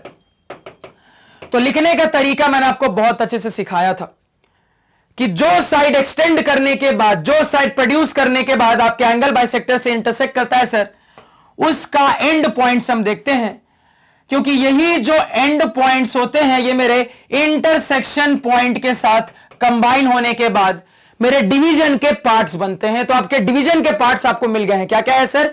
BE और CE है। क्या क्या है सर? BE और CE है। ये आपको यहां पे मिल गया है। तो ये रहा सर BE, ये रहा आपका CE। तो मान लो, फिलहाल के लिए मान लो मैं BE बाई CE का रेशियो यूज करना चाहता हूं, तो ये किसके बराबर हो जाएगा सर? तो मुझे पता है कि अपने न्यूमरेटर में मुझे अपने एडजेसेंट साइड को रखना है। तो अगर मैं आपसे पूछूं सर BE के एडजेसेंट किसको कहेंगे, तुरंत कहोगे सर BE के एडजेसेंट मैं यहां पे AB को देख पा रहा हूं, तो ऊपर में AB आएगा, डिनोमिनेटर में क्या आ जाएगा सर? आपका AC निकल के आएगा जो कि CE के एडजेसेंट है। लिख लिया सर, इतना क्लियर है, यहां तक किसी को कोई डाउट नहीं होनी चाहिए। अब देखो सर, कुछ स्टूडेंट्स इस तरीके से रिजल्ट लिखेंगे, कुछ स्टूडेंट्स इस तरीके से भी तो लिख सकते थे कि CE डिवाइडेड बाई BE बराबर यहां पे आपका AC डिवाइडेड बाई AB। कुछ स्टूडेंट्स इस तरीके से भी तो रिजल्ट लिख सकते थे। अब यहां पे एक छोटी सी चीज समझा रहा हूं, ध्यान देना कि मैं हर सवाल में जो आपको बार बार कहता हूं कि रिक्वायरमेंट के हिसाब से काम करना है, रिक्वायरमेंट के हिसाब से काम करना है, वो मैं क्यों कहता हूं? अब देखो, अब अगर मैंने यहां पे अपने इस वाले रिजल्ट को ऑब्जर्व किया तो मुझे यहां पे देखो क्या दिख रहा है। मुझे दिख रहा है सर कि दोनों एंगल बाइसेक्टर थ्योरम के रिजल्ट के अंदर ये जो पोर्शन है ना AB बाई AC का पोर्शन, ये कॉमन है। अब चूंकि ये AB बाई AC का पोर्शन दोनों ही रिजल्ट में कॉमन है सर, तो क्या सिचुएशन बन रही है? गधा बराबर घोड़ा, गधा बराबर हाथी। तो क्या इनडायरेक्टली घोड़ा हाथी कोरिलेट नहीं हो सकता? बिल्कुल कोरिलेट हो जाएगा। तो कोरिलेट होने के बाद कारण मेरे पास एक कंबाइंड रिजल्ट निकल कर आएगा सर, ये मुझे बहुत अच्छे से पता है। अब मेरी बात ध्यान देना, लेकिन यहीं पे एग्जाम में जब हड़बड़ी में रहते हो, तेजी से सवाल बनाते हो, तो मान लो आप इस रिजल्ट पे आए, ठीक, मान लो आप इस रिजल्ट पे आए और ये आपका पहला वाला रिजल्ट है। अब हड़बड़ी में जब देखोगे तो एक बार में आपको नहीं दिखेगा दोनों में कुछ कॉमन है। हां, थोड़ी देर बाद आपको ऑब्जर्व हो जाएगा कि अच्छा एक तरीके से दोनों में कॉमन पार्ट है, यहां AB बाई AC है, यहां AC बाई AB है, यानी कि अगर मैं इसको रेसिप्रोकल ले लूंगा, इसको मैं उल्टा कर दूंगा, तब मैं वापस यहां पे पहुंच जाऊंगा। तो उल्टा करोगे, उसके बाद को रिलेट करोगे, तो टाइम क्या हुआ? थोड़ा सा खोटी हुआ, टाइम थोड़ा सा क्या हुआ? खराब हुआ। तो हमेशा अपने रिक्वायरमेंट के हिसाब से काम करते हैं। अब देखो कैसे सोचेंगे कि ये मेरी रिक्वायरमेंट है, तो आपको समझना पड़ेगा सर कि दो रिजल्ट आ रहे हैं और अभी तक हमने पूरे ट्रायंगल चैप्टर में थेल्स पढ़ा, कन्वर्स पढ़ा, हमने अपना इंटरनल एंगल बाइसेक्टर थ्योरम है, एक्सटर्नल एंगल बाइसेक्टर थ्योरम पढ़ा, इंटरनल का कन्वर्स पढ़ा, हर जगह क्या सीखा? तो हर जगह हमने यही सीखा है सर, अभी तक एक्सपीरियंस है कि कहीं पे भी अगर मेरे पास मल्टीपल रिजल्ट्स आते हैं तो 99% चांसेस होते हैं कि उन मल्टीपल रिजल्ट्स में कोई ना कोई पार्ट कॉमन होता है और उस कॉमन पार्ट के कॉमन होने के कारण मेरे पास एक कंबाइंड रिजल्ट आता है। तो आपने 99% केसेस में अभी तक इस ट्रायंगल चैप्टर में यही ऑब्जर्व किया है कि कहीं पे भी अगर मेरे पास साइड के टर्म्स में मल्टीपल रिजल्ट आते हैं तो रिजल्ट होते ही इस तरीके के हैं कि दोनों में कोई ना कोई पार्ट कॉमन होता है। अब चूंकि दोनों में कोई ना कोई पार्ट कॉमन है सर, तो आपस में चीजें कंबाइन होके हमें एक फाइनल रिजल्ट दे देती है। तो अगर आप इस चीज को ऑब्जर्व करते हो हर सवाल में और यहां पे भी आपको दिख रहा है मल्टीपल रिजल्ट है, तो बैक ऑफ द माइंड आपका चल रहा है कि यहां पे भी कॉमन रिजल्ट आने के बहुत हाई चांसेस है। अब अगर आपको पता है कि कॉमन रिजल्ट आने के बहुत हाई चांसेस है, तो अपना रेशियो इस तरीके से लिखो ना कि शुरुआत में ही कॉमन रिजल्ट दिख जाए। अब आपको बहुत अच्छे से पता है सर कि मैं अपने इस ट्रायंगल एबीसी में इंटरनल एंगल बाइसेक्टर थ्योरम लगाऊं या फिर एक्सटर्नल एंगल बाइसेक्टर थ्योरम लगाऊं, दोनों ही जगह मेरे साइड एबी एसी की ही बात होनी है। तो जब आपको दोनों ही थ्योरम में यह बात क्लियर है कि यही साइड एबी एसी की बात होनी है, तो आपने अपना रिजल्ट इस तरीके से रखा ना कि एक डिसाइड कर लिया, आपने डिसाइड कर लिया कि मुझे एबी को ऊपर रखना है, एसी को नीचे रखना है। अब ये डिसाइड करते हुए आपने अपने दूसरे थ्योरम का भी रिजल्ट इस तरीके से यूज किया कि शुरुआत में ही एबी ऊपर रहे, एसी ऊपर रहे। देखो ये सब जो चीजें मैं आपको बताता हूं इंपॉर्टेंट है, क्योंकि एग्जाम का हर एक मिनट, हर एक सेकंड इनफैक्ट बहुत इंपॉर्टेंट होता है। अब किसी सवाल में अगर 30 सेकंड बचा लोगे तो ऐसे 30 सेकंड मिलकर आपको 3 मिनट 4 मिनट दे देंगे और 3-4 मिनट में आप कम से कम 4 सवाल रिवाइज कर सकते हो। तो मैथ्स के पेपर में हर सेकंड इंपॉर्टेंट होता है। तो टाइम बचाने के जितने फंडे आपको बताता हूं, सोचने की चीजें जितने आपको बताता हूं, उतनी बहुत ज्यादा इंपॉर्टेंट होती है, उस पर ध्यान दिया करो। देखो लिखना इंपॉर्टेंट नहीं होता, चीजें समझना बहुत इंपॉर्टेंट है। एक बार चीजें अच्छे से समझ गए ना तो आप आसानी से लिख भी लोगे। इसी वजह से मैं समझाने पे इतना ज्यादा फोकस करता हूं। ये क्लियर है? सारा खेल समझ का है। चीजें समझ में आ गई कैसे काम कर रही है ना, तो खुद से आप प्रेजेंटेशन बहुत अच्छे से भी प्रिपेयर कर सकते हो। इतना क्लियर हो गया? अब देखो यहां पे, तो यहां पे आई होप जो मैंने आपको बताया वो समझ में आया कि कुछ स्टूडेंट्स ऐसे भी रिजल्ट लिख सकते थे, ऐसे भी रिजल्ट लिख सकते थे, लेकिन आपके बैक ऑफ द माइंड चल रहा है कि दोनों ही थ्योरम में ए बी ए सी की ही बात होनी है। तो अगर मैंने अपने पहले थ्योरम का रिजल्ट इस तरीके से लिखा कि ए बी को ऊपर रखा, ए सी को नीचे रखा, तो मैं अपना दूसरा रिजल्ट लिखते वक्त भी यह ध्यान दूंगा कि ए बी को ऊपर रखूं, ए सी को नीचे रखूं। तो इससे क्या फायदा होगा? मेरा टाइम बचेगा, सीधे सीधे चीजों को कोरिलेट कर सकता हूं। इस पॉइंट को नोट डाउन कर लेना जो कि मैंने आपको सिखाया। एक बहुत इंपॉर्टेंट पॉइंट बताया कि पूरे ट्रायंगल चैप्टर के अंदर कहीं पे भी अगर मेरे पास मल्टीपल रिजल्ट्स आ रहे हैं, एक से ज्यादा साइड के रेशियो के टर्म्स में रिजल्ट आ रहे हैं, तो कॉमन रिजल्ट आने के चांसेस बहुत हाई हैं। इस पॉइंट को नोट डाउन कर लेना। अब देखो आगे चलते हैं। तो इसको यहां पे डिस्कार्ड कर देते हैं सर, क्योंकि इसको अननेसेसरली घुमाओगे, रेसिप्रोकल करोगे, फिर मैच करोगे, टाइम बर्बाद होगा। अब यहां से अगर मैं कहूं सर कि कॉमन रिजल्ट पे क्या पहुंच रहे हो, तो आप तुरंत कहोगे गधा बराबर घोड़ा, गधा बराबर हाथी, तो इनडायरेक्टली घोड़ा बराबर हाथी। तो इन दोनों के कंबाइंड रिजल्ट से मैं यहां पे लिख सकता हूं सर कि BD डिवाइडेड बाय DC जो होगा ये BE डिवाइडेड बाय CE के बराबर होगा। क्लियर है? अब जो मुझे प्रूव करना है उसको एक बार देख रहा हूं सर। तो मुझे BD बाय BE प्रूव करना है, लेकिन मेरे पास तो BD बाय DC आ रहा है। हड़बड़ाओ मत, पार्ट्स को देखो क्या क्या है। तो पार्ट्स है BD BE, BD भी है BE भी है। पार्ट्स है CD CE, तो CD भी है CE भी है सर। क्यों? क्योंकि DC को अल्टीमेटली आप CD भी लिख सकते हो। तो पार्ट्स तो पूरे हैं सर। तो इससे तुरंत मुझे समझ में आता है कि चूंकि मेरा जो रिजल्ट आ रहा है, जो कंबाइंड रिजल्ट आ रहा है, और जो मुझे प्रूफ करना है, दोनों में पार्ट्स बिल्कुल सेम सेम है, मतलब कि रीअरेंजमेंट की जरूरत है। That's it.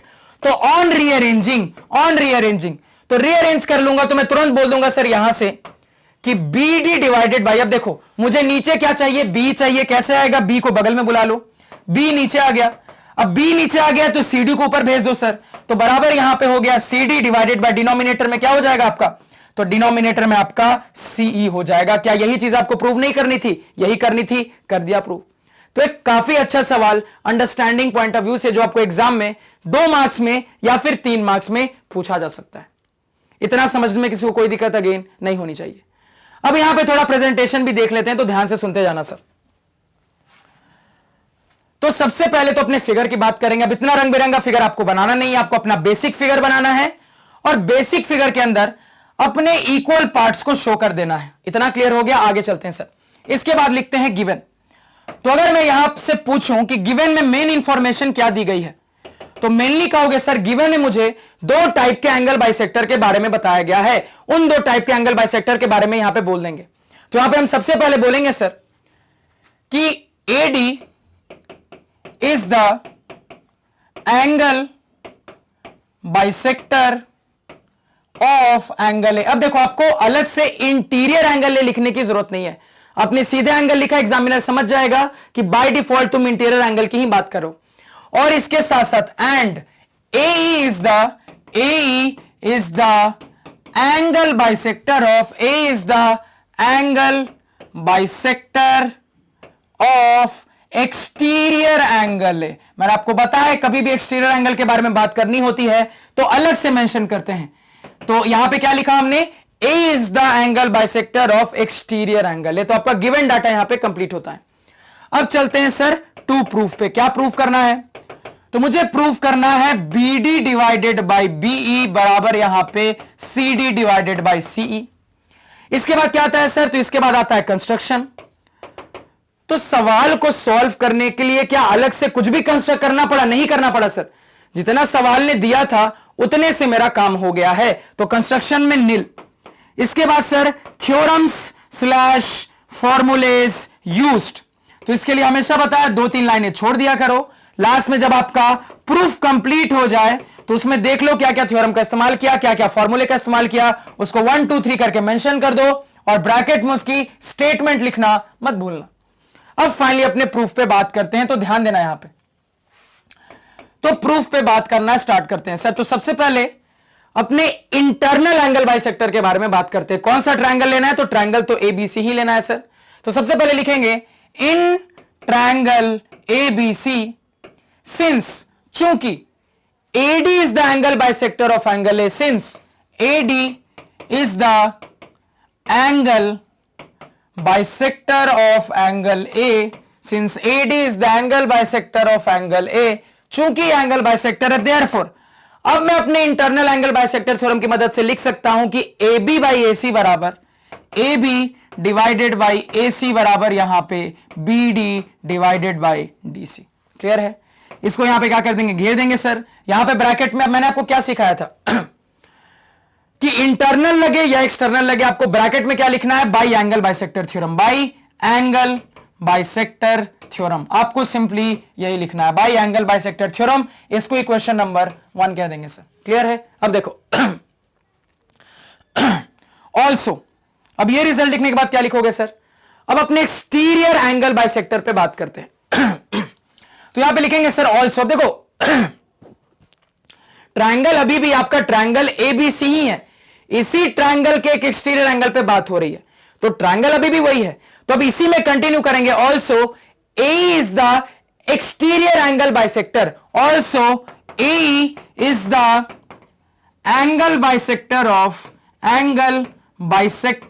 Of exterior angle ए। ठीक है, ट्रायंगल अभी भी यही है, इसी ट्रायंगल के अब एक्सटीरियर एंगल बाइसेक्टर पे बात हो रही है। तो यहां से अगर बात होगी तो क्या लिख सकते हैं? तो अगेन यहां पे लिख सकते हैं सर देयरफॉर। अब देखो रिक्वायरमेंट के हिसाब से लिखेंगे, मुझे पता है सर कि चीजें सेम होने वाली हैं, तो इसको भी इस तरीके से लिखेंगे कि मेरे पास ऊपर में AB नीचे में AC निकल के आए। तो पार्ट्स क्या क्या आ रहे थे सर? B और CE। तो अगर इस रिक्वायरमेंट के हिसाब से बात करें सर, तो ऊपर में क्या लिख देंगे? तो आपको AB के एडजेसेंट दिख रहा है, यहां पे क्या है सर? BE है। तो यहां पे ऊपर क्या हो जाएगा? BE, नीचे आपका क्या हो जाएगा सर? C हो जाएगा। अगेन इसको अंडरलाइन करने के बाद ब्रैकेट में बाई एंगल बाइसेक्टर थ्योरम, और इसको इक्वेशन नंबर 2 कह देंगे सर। अब इसके बाद हम लिखेंगे from equation number 1 and equation number 2। यहां पे अब हम अपने कंबाइंड रिजल्ट में ये बोल सकते हैं सर कि चूंकि ये पोर्शन दोनों में कॉमन है, इसी वजह से BD डिवाइडेड बाई DC बराबर यहां पे हो जाएगा BE बाई CE बराबर यहां पे BE डिवाइडेड बाई C हो जाएगा। अब इसको थोड़ा सा रीअरेंजमेंट की जरूरत है सर, कर लेते हैं। तो यहां पे हम लिख देंगे BD डिवाइडेड बाई B को नीचे बुला लेंगे बराबर इस डीसी को ऊपर भेज देंगे। अब इस डीसी को मैं CD भी लिख सकता हूं सर, तो बराबर CD डिवाइडेड बाई CE, और यही मुझे प्रूव करना था। ब्रैकेट में लिख देंगे सर ऑन रीअरेंजमेंट लास्ट में, हेंस प्रूव्ड। अब देखो स्टूडेंट्स का यहां पे डाउट क्या आएगा, ध्यान से सुनना। डाउट यह आएगा कि सर आपने तो ये कह दिया कि दोनों के लिए लिख देंगे बाई एंगल बाइसेक्टर थ्योरम, लेकिन जब हम थ्योरम्स या फॉर्मूलेज यूज लिखेंगे तो वहां पे क्या लिखेंगे? तो वहां पे लिखने का क्या तरीका होगा? आप वहां पे लिखोगे थ्योरम या फॉर्मूलेज यूज्ड में एंगल बाइसेक्टर थ्योरम। क्या लिखोगे? Angle bisector theorem. सबसे पहले number 1 for internal angle bisector, number 1 for internal angle bisector, उसके बाद स्टेटमेंट लिखना। उसके नीचे number 2 for exterior angle bisector, इसको क्या लिखोगे नंबर 2 में? फॉर एक्सटीरियर एंगल बाइसेक्टर, उसके लिए स्टेटमेंट लिखना। तो चूंकि आपने दोनों जगह बाई एंगल बाइसेक्टर थ्योरम ही बोला है, तो आपको सिंपली लिखना है एंगल बाइसेक्टर थ्योरम। नंबर 1 में for interior angle bisector statement लिख देंगे, नंबर 2 में for exterior angle bisector statement लिख देंगे। दैट्स इट, ये आपका लिखने का तरीका होगा। इतना लिख दोगे, पूरे नंबर मिलेंगे। फटाफट नोट डाउन करो। नेक्स्ट सवाल पे चलते हैं सर। अब ये रहा सर हमारा नेक्स्ट सवाल, लेकिन एक शानदार सवाल, एग्जाम पॉइंट ऑफ व्यू से एक तगड़ा सवाल, एक इंपॉर्टेंट सवाल।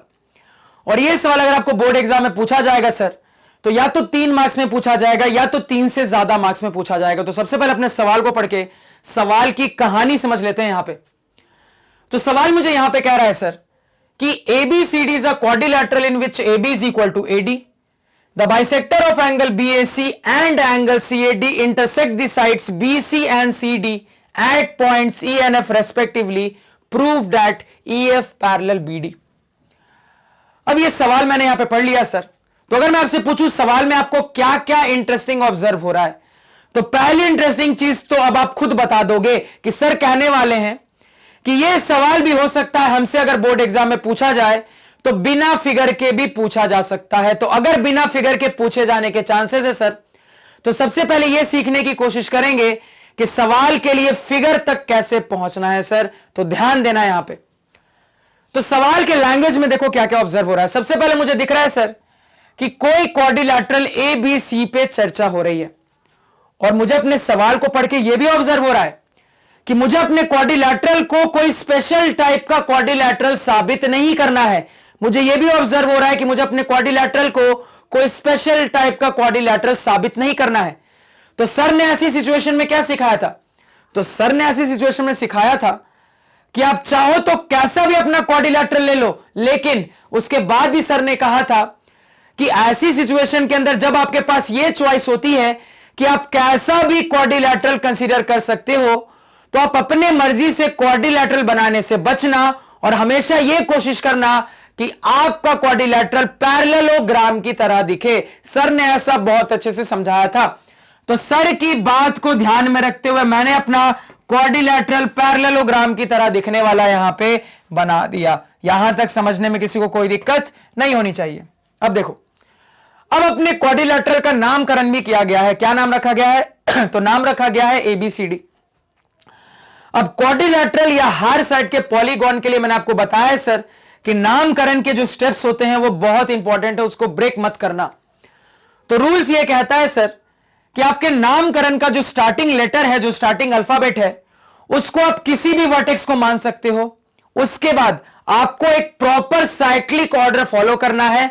आप चाहो तो क्लॉक चलो, आप चाहो तो एंटी क्लॉक चलो, लेकिन आपको एक प्रॉपर साइक्लिक ऑर्डर फॉलो करते हुए A के बाद B के बाद C, उसके बाद D को लिख लेना है। अब कुछ स्टूडेंट्स हो सकता है कुछ इस तरीके से अपने क्वाड्रिलैटरल का नाम दे देंगे, और जैसे ही ऐसे लिखेंगे वो गलत हो जाएंगे। क्यों गलत हो गए? क्योंकि आपने साइक्लिक ऑर्डर ब्रेक कर दिया। कैसे सर? तो आपको पता है कि अगर आप एंटी क्लॉकवाइज चलते या फिर आप क्लॉकवाइज चलते तो A के बाद B आना चाहिए था, लेकिन आपको तो C दिख रहा है और यहां पे D दिख रहा है, यानी कि आपका जो डायग्राम है वो साइक्लिक ऑर्डर को वायलेट कर रहा है, वो साइक्लिक ऑर्डर को डिस्टर्ब कर रहा है। तो इस तरीके से नाम लिखना यहां पे गलत है। सही तरीका क्या होता? तो तरीका यह है सर कि नाम में जो पहला लेटर है, जो पहला अल्फाबेट है, वो आप 4 में से किसी एक वर्टेक्स को असाइन कर दो। आपकी चॉइस है किसको करना चाहते हो। मान लो मैंने रैंडमली इसको A कह दिया, आप किसी दूसरे को भी A कह सकते थे। अब आपको एक साइक्लिक ऑर्डर फॉलो करना है, या तो आप क्लॉकवाइज चलो या एंटी क्लॉकवाइज चलो और बाकी नाम लाइन से डालते जाओ। तो मान लो रैंडमली मैंने यहां पे अपना anti clockwise cyclic order select किया है। आप क्लॉकवाइज भी चल सकते थे, कोई दिक्कत नहीं है सर। तो ए के बाद मान लो मैंने यहां पे बी डाला, फिर सी डाला, फिर यहां पे डी डाला। अब आगे चलते हैं सर। अब यहां पे मुझे इसी लाइन में कहा जा रहा है कि this quadrilateral has been drawn such that, इस क्वाड्रिलैटरल को इस तरीके से बनाया गया है कि आपके क्वाड्रिलैटरल के दो साइड ए बी और ए डी आपस में बराबर होने चाहिए भैया। तो अब यहां पे क्लियर किया गया है कि आपको अपने क्वाड्रिलैटरल को इस तरीके से बनाना है कि उसमें ए बी और ए डी बराबर दिखने चाहिए। अब देखो, आपने जो अपना पैरेललोग्राम बनाया है सर, उसमें ये रहा ए बी, उसमें ये रहा ए डी, क्या ये बराबर जैसे दिख रहे हैं? नहीं दिख रहे हैं सर। तो यहां पे मुझे अपने फिगर में थोड़ा सा चेंजेस करने की जरूरत है ताकि मैं अपने फिगर को गिवन डाटा से मैच कर पाऊं। मुझे ऐसा चेंज करना है कि ये दोनों साइड बराबर दिखने लगे। तो देखो कैसे सोचेंगे, बिल्कुल ध्यान से सुनना। तो सर की बताई गई बात के हिसाब से सर ने कहा है कि हमेशा अगर आपके पास क्वाड्रिलैटरल सेलेक्ट करने की चॉइस होती है तो पैरेललोग्राम की तरह बनाओ। और यहां पे सवाल की कंडीशन के हिसाब से मुझे दिख रहा है कि ये दो एडजेसेंट साइड बराबर होने चाहिए।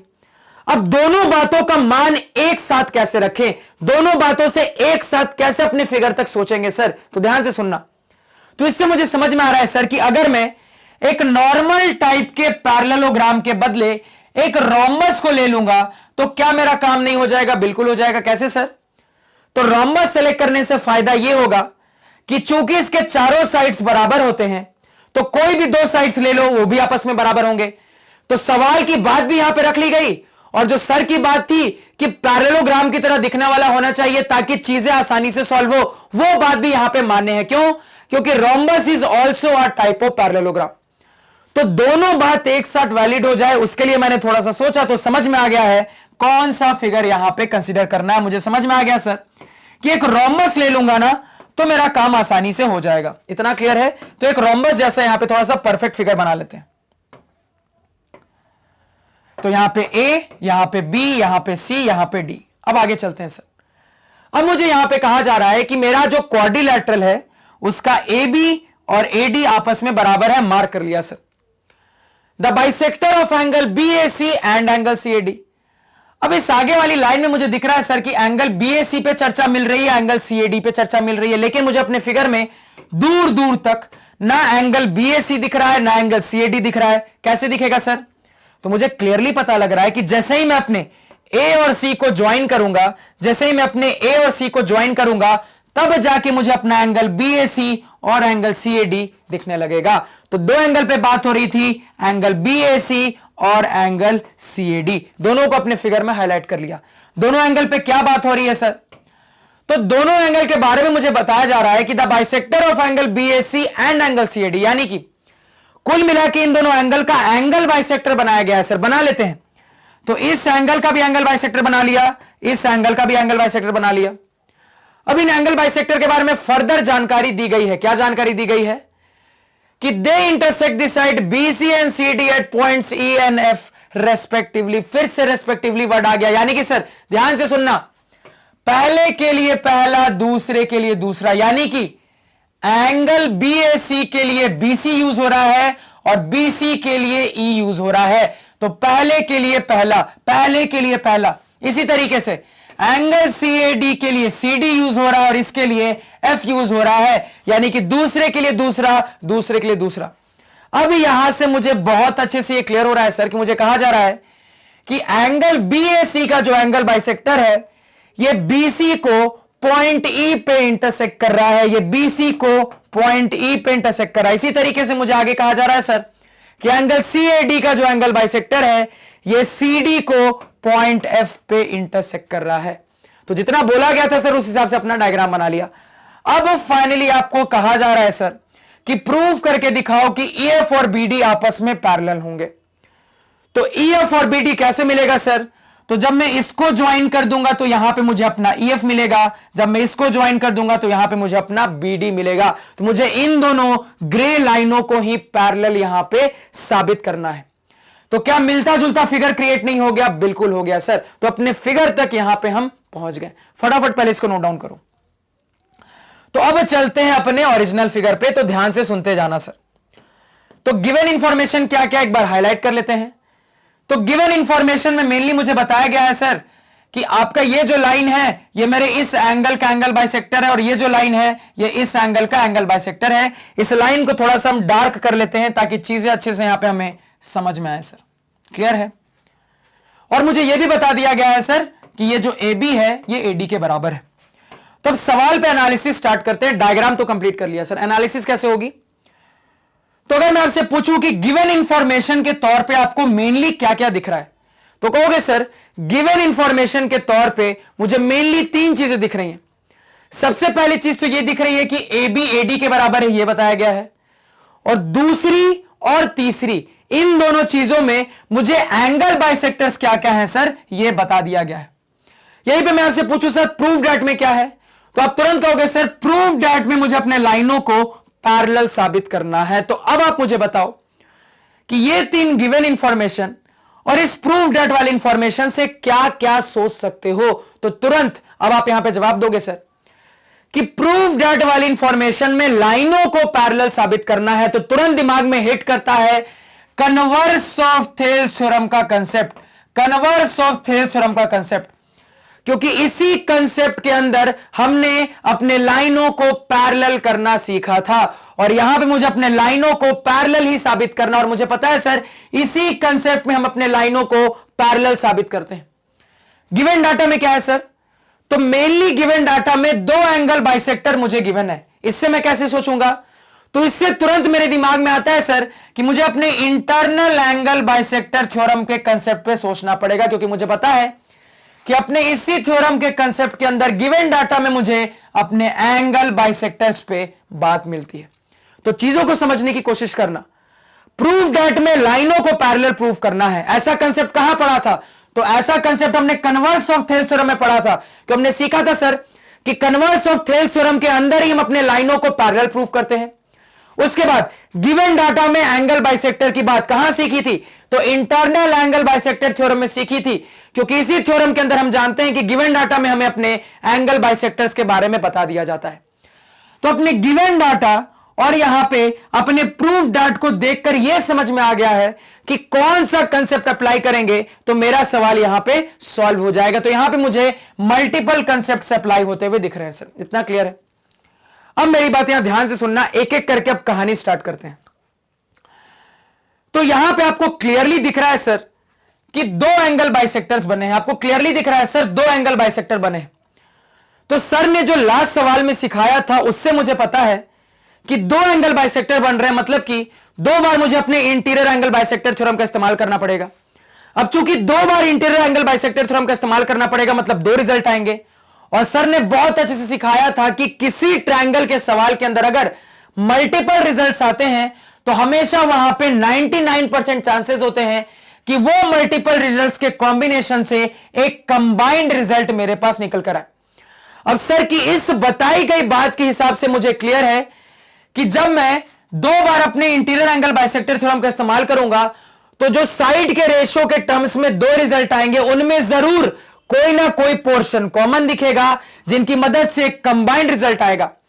और उसी कंबाइंड रिजल्ट का जरूर इस्तेमाल करते हुए हम अपना converse of Thales theorem proof कर देंगे, क्योंकि मुझे पता है सर कि लाइनों को पैरेलल प्रूफ करने के लिए मेरे पास साइड के रेशियो के टर्म में एक रिजल्ट होना चाहिए। तो ये जो कंबाइंड रिजल्ट आएगा सर, इसी कंबाइंड रिजल्ट की मदद से फाइनली अब मुझे समझ में आ गया है कि मैं जब अपना ट्रायंगल ढूंढ के कन्वर्स अप्लाई कर दूंगा तो लाइनों को पैरेलल बता दूंगा। तो सर की जितनी बात होती है बहुत इंपॉर्टेंट होती है, दिमाग में रखा करो, क्योंकि सर की बातें दिमाग में होती है तो मुंह जवानी सवाल यहां पे क्या हो जाता है, सॉल्व हो जाता है। आपको पूरी पिक्चर सवाल में दिख जाती है। तो एक एक करके जितना समझाया सर उसको यहां पे अप्लाई करते हैं। तो सबसे पहले गिवन डाटा में सर एंगल बाइसेक्टर्स पे बात हो रही है, तो क्या करेंगे, तो सबसे पहला काम यह होता है सर कि अपने एंगल बाइसेक्टर्स के लिए ट्रायंगल को ढूंढना। तो अगर मैं सबसे पहले अपने एंगल बाइसेक्टर ए के लिए ट्रायंगल ढूंढने की बात करूं तो आपको क्या लगता है कौन सा ट्रायंगल ढूंढना पड़ेगा सर, तो तुरंत कहोगे सर कि अगर मैं यहां पे अपना पिंक वाला ट्रायंगल सेलेक्ट करूंगा तो मेरा यहां पे काम हो जाएगा। तो अब अपनी इस पिंक वाले ट्रायंगल के अंदर अपना internal angle bisector theorem apply करते हैं सर। तो अगर अपने पिंक वाले ट्रायंगल में internal angle bisector theorem apply करूंगा तो मैं लिख सकता हूं sir AB divided by AC, AB divided by AC बराबर यहां पे BE बाई EC बराबर यहां पे BE डिवाइडेड बाई कितना हो जाएगा सर, EC हो जाएगा। अब इसी तरीके से अपने दूसरे वाले एंगल बाइसेक्टर के लिए ट्रायंगल ढूंढना स्टार्ट करते हैं सर। तो अपने दूसरे वाले एंगल बाइसेक्टर के लिए ट्रायंगल ढूंढे तो दिख रहा है सर कि अगर ये ऑरेंज वाला ट्रायंगल सेलेक्ट करूंगा तो मेरा काम हो जाएगा।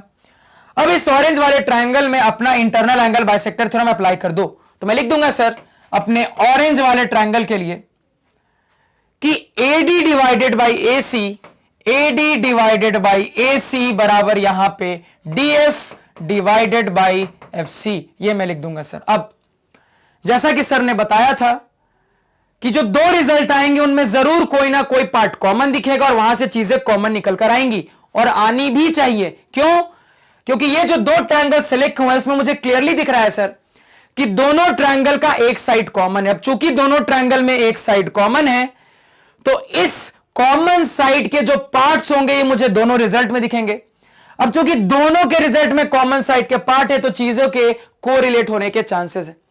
तो यहां पे आप ऑब्जर्व करने की कोशिश करते हैं सर क्या कोरिलेट हो रहा है, तो ध्यान से सुनना। तो B बाई सी इस तरफ है क्या कहीं, B बाई सी नहीं है। DF बाई एफ सी इस तरफ है क्या कहीं, DF बाई एफ सी नहीं है। AB बाई AC इस तरफ है क्या, तो AB बाई AC नहीं है सर, इस तरफ AD बाई AC है। तो अपने पार्ट्स को एनालाइज करके मुझे पता लग रहा है सर कि यहां पे पूरी चीजें तो सेम नहीं है लेकिन आधी चीज सेम दिख रही है। मुझे दोनों में ही अपना डिनोमिनेटर सेम दिख रहा है सर, बस न्यूमरेटर सेम नहीं दिख रहा है। और जैसे ही तुमने इतना पकड़ा सवाल खत्म। कैसे सेम क्या नहीं है सर, तो ABAD सेम नहीं है।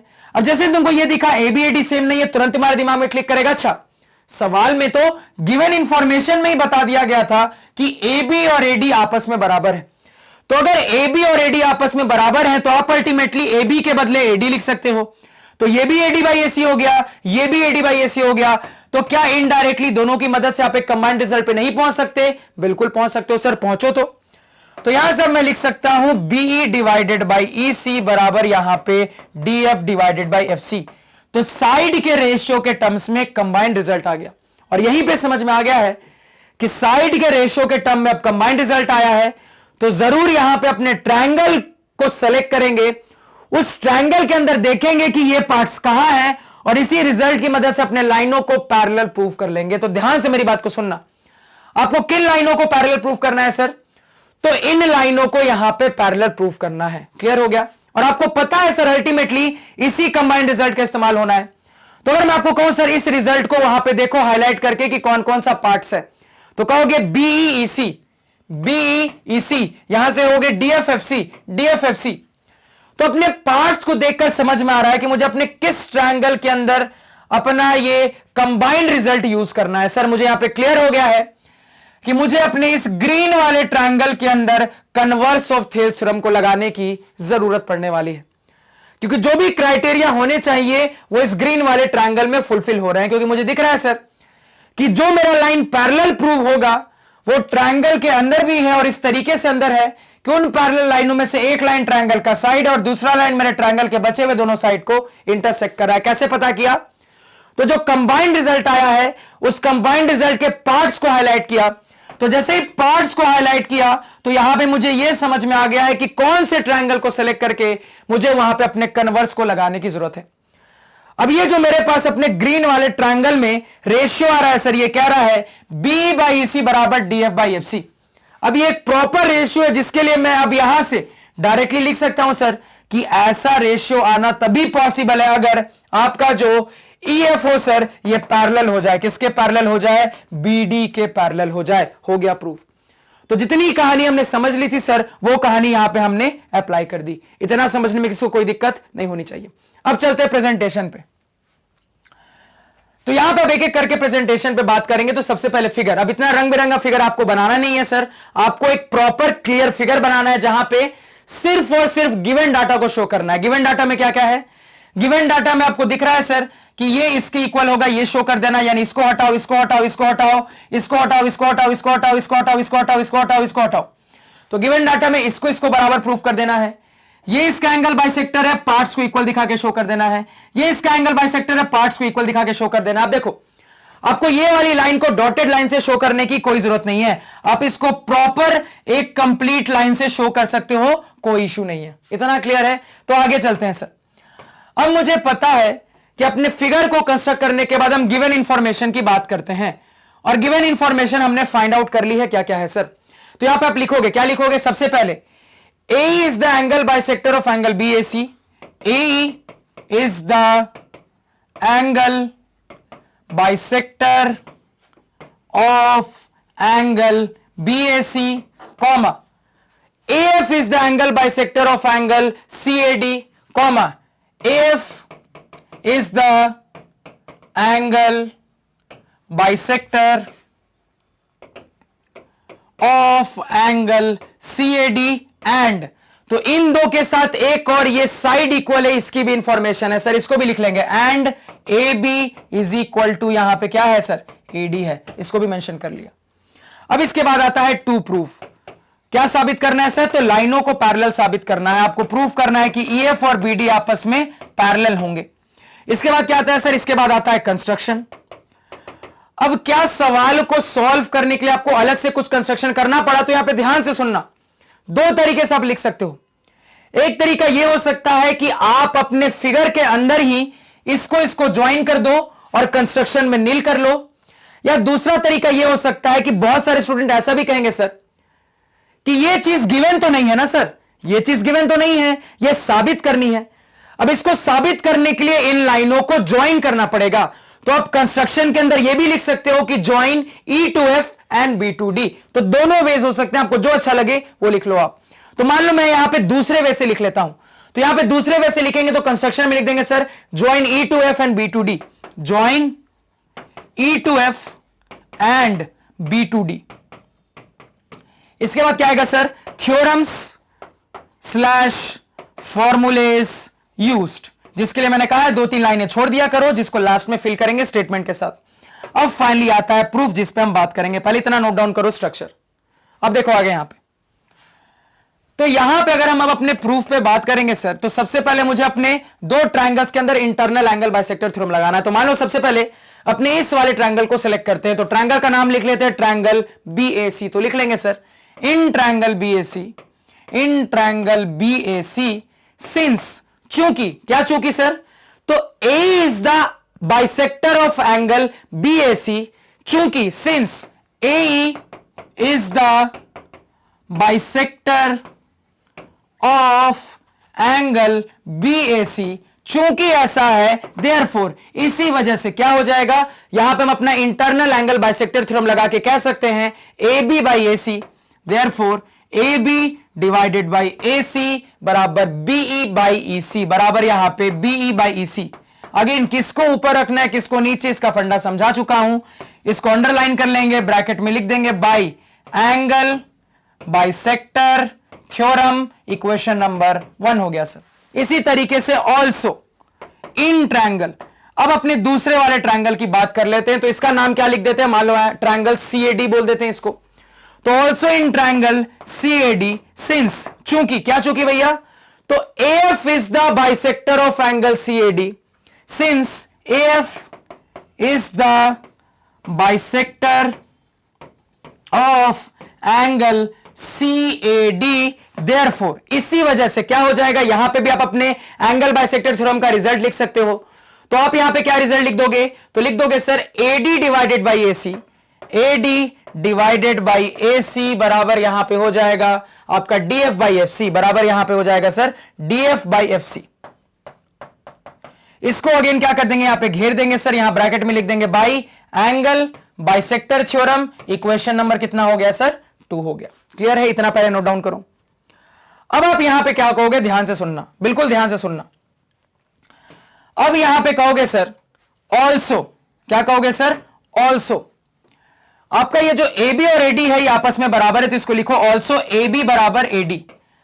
अब ये बात आसमान से नहीं टपकी है, ये आपको सवाल ने बताई थी, तो गिवन इंफॉर्मेशन है, तो ब्रैकेट में लिखेंगे सर गिवन। इतना क्लियर है? इसको क्या देते हैं अपना इक्वेशन नंबर 3। अब देखो, now substituting the value of AB in equation number मान लो 1, तो यहां पे लिख लो substituting the value of A B from equation number 3 into equation number 1। तो आपने क्या किया है सर, इक्वेशन नंबर 3 का इस्तेमाल करते हुए अपने ए बी के बदले ए डी की वैल्यू डाल दी है इक्वेशन नंबर 1 में। तो ये इक्वेशन नंबर 1 में डालने के बाद क्या बन जाएगा, तो अब आपके पास आ जाएगा सर ए बी के बदले ए डी डालने के बाद ए डी डिवाइडेड बाई यहां पे ए सी बराबर यहां पे बीई डिवाइडेड बाई ई सी आ जाएगा सर। और ये आने के बाद इसको बोल दोगे इक्वेशन नंबर यहां पे 4। इतना पहले नोट डाउन करो। अब आप इतना कहने के बाद बोलोगे फ्रॉम इक्वेशन 2 एंड 4। अब ये कहने के बाद आप बोलोगे sir from equation 2 and 4, from equation 2 and 4 क्या बोल सकता हूं सर, तो 2 और 4 में मैं बोल सकता हूं कि डीएफ बाई एफ सी जो होगा sir, DF by F C जो होगा ये बराबर होगा किसके, ये बीई बाई ई सी के बराबर होगा, ये बीई डिवाइडेड बाई ई सी के बराबर होगा। ये लिख दिया, ये आपका हो गया इक्वेशन नंबर क्या हो गया आपका सर 5 हो गया। अब किसकी बारी, तो कन्वर्स लगाने के लिए ट्रायंगल सेलेक्ट करने की बारी। तो अब कहोगे नाउ इन ट्रायंगल, तो कन्वर्स लगाने के लिए ये वाला ट्रायंगल सेलेक्ट करना था सर, मान लो इसका नाम दे देते ट्रायंगल बीसीडी। तो now in triangle BCD since, चूंकि ऐसा है इसी वजह से पैरेलल हो जाएगा, चूंकि ऐसा है since DF divided by F C बराबर B divided by E C. ये कहां से आपने लिख दिया, तो इस इक्वेशन का इस्तेमाल किया है फ्रॉम इक्वेशन नंबर 5। तो चूंकि ऐसा है इसी वजह से अब मैं कह सकता हूं therefore EF must be parallel to BD, therefore EF must be parallel to BD, bracket में by converse of Thales theorem. और कैसे आपने लिख दिया इसको ब्रैकेट में मेंशन करो, सिंस, आप क्या बोलोगे, आप बोलोगे since EF divides BC and CD, since EF divides BC and CD in the same ratio, therefore EF must be parallel to BD। जैसा कि हम कन्वर्स लगाने के बाद क्या करते थे वही सेम चीज यहां पे की, और इसको यहां पे हाईलाइट करने के बाद लिख दोगे हेंस प्रूफ, कहानी खत्म। इतना लिख दोगे पूरे नंबर। अब आपने जितने थ्योरम का यूज किया है सर उसको प्रॉपरली स्टेटमेंट के साथ थ्योरम / फॉर्मूलेज यूज में 1 2 3 करके लिख देना। इतना क्लियर है, नोट डाउन करो सर। नेक्स्ट सवाल पे चलते हैं। अब ये रहा सर हमारा नेक्स्ट सवाल, अगेन एक शानदार सवाल, एक इंपॉर्टेंट सवाल, एग्जाम पॉइंट ऑफ व्यू से एक बहुत क्रूशियल सवाल, जिसमें बहुत सारे स्टूडेंट्स अटक जाएंगे, बहुत सारे स्टूडेंट्स यहां पे क्या हो जाएंगे सर, फंस जाएंगे। अब सवाल क्यों इतना इंटरेस्टिंग है समझने की कोशिश करेंगे, लेकिन सबसे पहले अपने सवाल को पढ़ के सवाल की कहानी समझ लेते हैं सर। तो सवाल यहां पे कह रहा है कि O is any point inside a triangle ABC, the bisector of angle AOB, angle BOC and angle COA meet the sides AB, BC and CA in point D, E and F respectively. Show that AD into BE into CF is equal to DB into EC into FA। अब देखो मेरे हाथ में बहुत ज्यादा खुजली हो रही है, तो ये समझ जाओ या तो पैसे आने वाले हैं या जाने वाले हैं, देखते क्या होता है। फिलहाल सवाल पे लौटते हैं। तो सर अगेन सवाल में बहुत कुछ इंटरेस्टिंग है। अब तुरंत सारे स्टूडेंट समझ गए होंगे कि सर क्या बोलने वाले हैं। तो पहली चीज क्या इंटरेस्टिंग होने वाली है, बिल्कुल बताओ, आपके साइड से आंसर आना चाहिए। तो पहली चीज ये इंटरेस्टिंग होने वाली है सर कि अगेन यहां पे भी पॉसिबिलिटी बनती है कि हो सकता है ये सवाल आपको एग्जाम में बिना डायग्राम के दे दिया जाए। तो सबसे पहले तो ये सीखेंगे सर कि अगर बिना डायग्राम के सवाल हमसे पूछा जाता है तो डायग्राम तक पहुंचना कैसे। इसका डायग्राम बहुत आसान है बनाना, एक एक करके समझते हैं सर। तो सवाल के लैंग्वेज में देखो क्या क्या समझ में आ रहा है। तो सबसे पहले तो इतना समझ में आ रहा है कि कोई ट्रायंगल ABC पे बात चल रही है, और इसके साथ साथ सवाल को ऑब्जर्व करके यह भी मुझे दिख रहा है सर कि मुझे अपने ट्रायंगल ABC को कोई स्पेशल टाइप का ट्रायंगल साबित नहीं करना है। अब चूंकि मुझे अपने ट्रायंगल ABC को कोई स्पेशल टाइप का ट्रायंगल साबित नहीं करना है, तो आपकी चॉइस है, आपकी मर्जी है कि आप ट्रायंगल किस तरीके का कंसीडर करना चाहते हो। आप चाहो ऐसा ट्रायंगल ले लो, आप चाहो ऐसा ट्रायंगल ले लो, आप चाहो ऐसा ट्रायंगल ले लो, मतलब इतना छोटा मत लेना, मैं बता रहा हूं कैसा भी ट्रायंगल ले सकते हो। मान लो रैंडमली मैंने अपना ट्रायंगल कुछ इस तरीके से यहां पे क्या किया सर, सेलेक्ट कर लिया। अब देखो आगे, अब इसके नामकरण की बारी। क्या नाम रखना है सर, नाम रखना है ABC। तो फिर से वही कहानी, आपकी मर्जी है किस वर्टेक्स को A कहना चाहते हो, किसको B कहना चाहते हो, किसको C कहना चाहते हो। तो मान लो मैंने रैंडमली इस वर्टेक्स को ए कह दिया, इस वर्टेक्स को बी कह दिया, इस वर्टेक्स को सी कह दिया। आप किसी और तरीके से भी लिख सकते थे, कोई इशू नहीं है, कोई दिक्कत नहीं है। अब लौटते हैं सवाल की कहानी पे सर। तो फर्स्ट लाइन में कहा जा रहा है कि O is any point inside a triangle ABC. First line में कहा जा रहा है सर कि आपके ट्रायंगल के अंदर की तरफ कोई पॉइंट O है। अब अंदर की तरफ तो बहुत सारे पॉइंट्स हैं, एग्जैक्ट कहां पे ये तो आपको लोकेशन क्लियर करके नहीं बताया गया है। अब चूंकि आपको अंदर की एग्जैक्ट लोकेशन नहीं पता है तो आपकी मर्जी, आप अंदर अपना पॉइंट कहां लेना चाहते हो। लेकिन याद करो, सर ने अगेन यहां पे आपको कुछ सिखाया था कि अगर आपको ट्रायंगल के अंदर कोई पॉइंट मानना हो और आपको एग्जैक्ट लोकेशन ना पता हो तो बाय डिफॉल्ट कोशिश करना कि अपने पॉइंट को बिल्कुल सेंटर के आसपास लेने की कोशिश करना। यह सर ने सिखाया था, और अगर आपको याद नहीं है तो अभी अभी कॉपी पे नोट डाउन करो इसको। तो सर की बताई गई बात के हिसाब से बाय डिफॉल्ट मैंने सेंटर की तरफ थोड़ा सा अपने पॉइंट को कंसीडर कर लिया। आप अंदर की तरफ कोई दूसरी जगह भी मान सकते थे, कोई इशू नहीं है, लेकिन जो रूल्स आपको बताता हूं कुछ सोच समझ के बताता हूं, उसको फॉलो करोगे तो आप ही को फायदा मिलेगा सवालों में। क्लियर है? पॉइंट का नाम क्या है सर? पॉइंट का नाम O है। अब आगे बढ़ते हैं।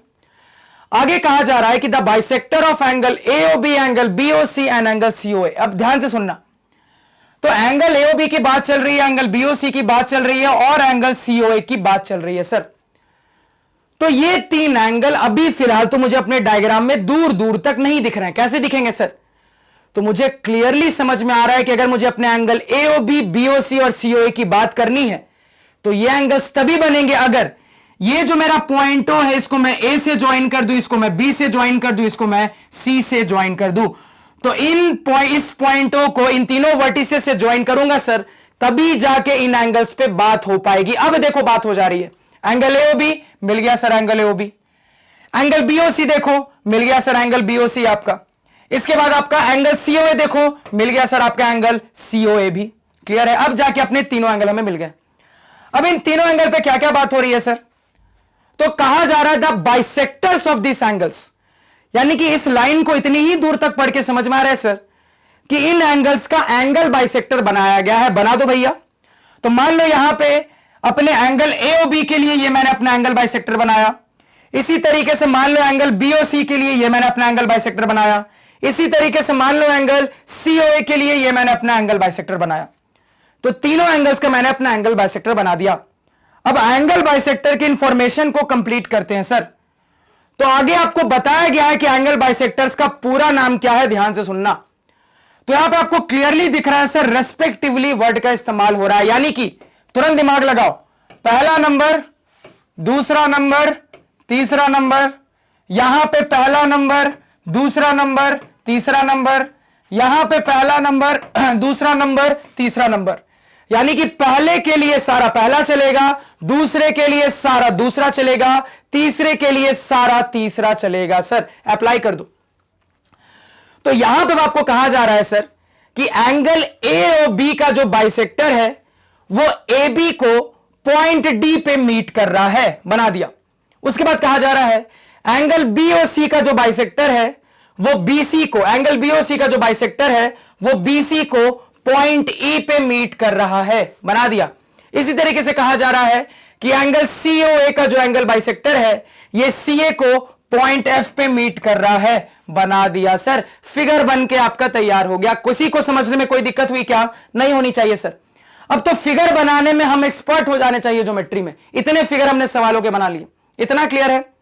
फिगर सब बना लोगे। अब देख लो बिल्कुल मिलता जुलता फिगर क्रिएट नहीं हो रहा है क्या? बिल्कुल हो रहा है सर। तो अब आगे बढ़ते हैं। फिगर बनाना सीख गए सर, अब आगे बढ़ते हैं। अब सवाल का एनालिसिस स्टार्ट करते हैं। तो अगर मैं यहां आपसे पूछूं सर कि सवाल ने मेनली आपको क्या इंफॉर्मेशन प्रोवाइड की है तो क्या जवाब दोगे? तो आप कहोगे सर सवाल ने मेनली मुझे 3 एंगल बाइसेक्टर के बारे में बताया है। 3 एंगल बाइसेक्टर कौन कौन है सर ये मुझे बताया है। तो सबसे पहले अपनी इस इंफॉर्मेशन को हाईलाइट कर लेते हैं सर। तो ये रहा पहला एंगल बाइसेक्टर, इसको शो कर दिया। इसके बाद ये रहा दूसरा एंगल बाइसेक्टर, इसको शो कर दिया। ये रहा सर तीसरा एंगल बाइसेक्टर, इसको भी यहां पे हमने शो कर दिया। तो तीनों एंगल बाइसेक्टर से रिलेटेड इंफॉर्मेशन को मैंने अपने फिगर में शो कर दिया। अब जो कहूंगा ध्यान से सुनना। तो गिवन डाटा में क्या है सर? तो गिवन डाटा में 3 एंगल बाइसेक्टर के बारे में आपको बताया गया है। गिवन डाटा में 3 एंगल बाइसेक्टर के बारे में आपको बताया गया है। और आपको यहां पे साइड के टर्म्स में कुछ ऊट पटांग सी चीज प्रूव करनी है। तो अगर मैं आपसे यहां पे पूछूं सर कि क्या सोच सकते हो, क्या कंसेप्ट दिमाग में आता है, तो तुरंत हर स्टूडेंट का एक साथ अब जवाब आना चाहिए सर कि गिवन डाटा में एंगल बाइसेक्टर्स के बारे में बताया गया है, एंगल बाइसेक्टर्स के बारे में दिया गया है। इसको देखकर समझ में आता है कि मुझे यहां पे अपना इंटरनल एंगल बाइसेक्टर थ्योरम लगाने की जरूरत है, क्योंकि इसी थ्योरम में मैं जानता हूं कि गिवन डाटा में हमें एंगल बाइसेक्टर के बारे में दिया जाता है और इस थ्योरम की मदद से मेरे पास जो रिजल्ट आता है वो साइड के रेशियो के टर्म्स में आता है। तो बहुत हाई चांसेस है कि वो जो साइड के रेशियो के टर्म्स में रिजल्ट आएगा उसी की मदद से किसी ना किसी तरीके से इसको हम प्रूफ कर पाएंगे। इतना सभी को समझने में कोई दिक्कत, कोई समस्या नहीं होनी चाहिए सर। तो क्या कंसेप्ट अप्लाई करना है ये भी क्लियर हो गया। अब देखो एक और चीज क्या क्लियर हो रही है, तो कितने एंगल बाइसेक्टर दिए गए हैं भैया? 3 एंगल बाइसेक्टर दिए गए हैं। तो इससे हिंट मिलता है 3 एंगल बाइसेक्टर है, मतलब 3 बार इंटरनल एंगल बाइसेक्टर थ्योरम का इस्तेमाल करना पड़ेगा, मतलब 3 एंगल बाइसेक्टर थ्योरम के रिजल्ट निकल कर आएंगे। 3 एंगल बाइसेक्टर थ्योरम के रिजल्ट निकल कर आएंगे। और सर ने सिखाया था कि जहां आपके ट्रायंगल से मल्टीपल रिजल्ट निकल के आ रहे हैं, तुरंत समझ जाना कि ये रिजल्ट्स कॉम्बिनेशन बनाएंगे और यही आपको चीजों को प्रूव करने में मदद करेंगे। तो सर की बताई हुई बात यहां पे भी हमें काम करती हुई दिखने वाली है। तो अब यहां पे अपने रिजल्ट्स को निकालना स्टार्ट करते हैं सर। तो सबसे पहले अपने एंगल बाइसेक्टर्स के लिए ट्रायंगल सेलेक्ट करना स्टार्ट करते हैं सर। क्लियर है? तो ध्यान से सुनना। तो अगर मैं आपसे कहूं कि मेरे एंगल बाइसेक्टर ओडी के लिए आप ट्रायंगल सेलेक्ट करके बताओ, क्या करोगे? तो तुरंत कहोगे सर कि रिक्वायरमेंट को फुलफिल करने वाली ये रेड वाली ट्रायंगल मुझे यहां पे दिख रही है और इस रेड वाले ट्रायंगल में सारी कंडीशंस मुझे सेटिस्फाई होती हुई दिख रही है सर। क्योंकि अब इस रेड वाले ट्रायंगल के अंदर अगर मैं अपना ओडी को एंगल बाइसेक्टर मानते हुए इंटरनल एंगल बाइसेक्टर थ्योरम लगा दूंगा तो एक रिजल्ट निकल कर आएगा। क्या? देखते हैं सर। तो ध्यान से सुनना। तो सबसे पहले जो मेरे पास यहां पे रिजल्ट निकल के आ रहा है सर वो ये आ रहा है OA divided by OB, OA divided by OB बराबर क्या हो जाएगा सर? तो OA बाई OB बराबर हो जाएगा AD बाई DB, बराबर कितना हो जाएगा सर? AD बाई DB यहां पर हो जाएगा। तो अपने रेड वाले ट्रायंगल में सबसे पहले अपना internal angle bisector theorem apply कर दिया। अब देखो अब बढ़ते हैं दूसरे एंगल बाइसेक्टर की ओर। तो अगर मैं आपसे पूछूं सर कि अपने इस वाले OE एंगल बाइसेक्टर के लिए आप मुझे बताओ कौन सा ट्रायंगल सेलेक्ट करना सही रहेगा, तो क्या जवाब दोगे? आप तुरंत कहोगे सर कि अगर आप अपना ऑरेंज वाला ट्रायंगल सेलेक्ट करते हो तो आपका काम हो जाएगा। अब लगा दो यहां पे भी अपना इंटरनल एंगल बाइसेक्टर थ्योरम। तो अगर यहां पे भी आप अपना ऑरेंज वाले ट्रायंगल में internal angle bisector theorem apply कर दोगे तो आप लिख सकते हो सर OB बाई OC आप लिख सकते हो sir OB divided by OC बराबर यहां पे कितना हो जाएगा? BE बाई EC हो जाएगा, बराबर यहां पे BE डिवाइडेड बाई EC हो जाएगा सर। अब किसकी बारी? अपने थर्ड बचे हुए एंगल बाइसेक्टर की बारी। तो इसके लिए भी ट्रायंगल ढूंढ लेंगे। तो दिख रहा है सर OF के लिए अगर मैं अपना पिंक वाला ट्रायंगल सेलेक्ट करूंगा तो मेरा काम हो जाएगा। तो अपने पिंक वाले ट्रायंगल में लगा देते हैं अपना एंगल बाइसेक्टर थ्योरम। तो अगर अपने पिंक वाले ट्रायंगल में लगाएंगे सर तो मेरे पास आ जाएगा यहां पे OC divided by OA, OC divided by OA बराबर यहां पे कितना हो जाएगा सर? CF बाई FA हो जाएगा, बराबर CF बाई FA हो जाएगा। तो जितनी बातें पता थी उनसे अपने 3 रिजल्ट पे पहुंच गए। सर ने बताया था जहां मल्टीपल रिजल्ट आएंगे मतलब कॉम्बिनेशन होगा, फाइनल रिजल्ट निकल जाएगा। अब ध्यान से सुनना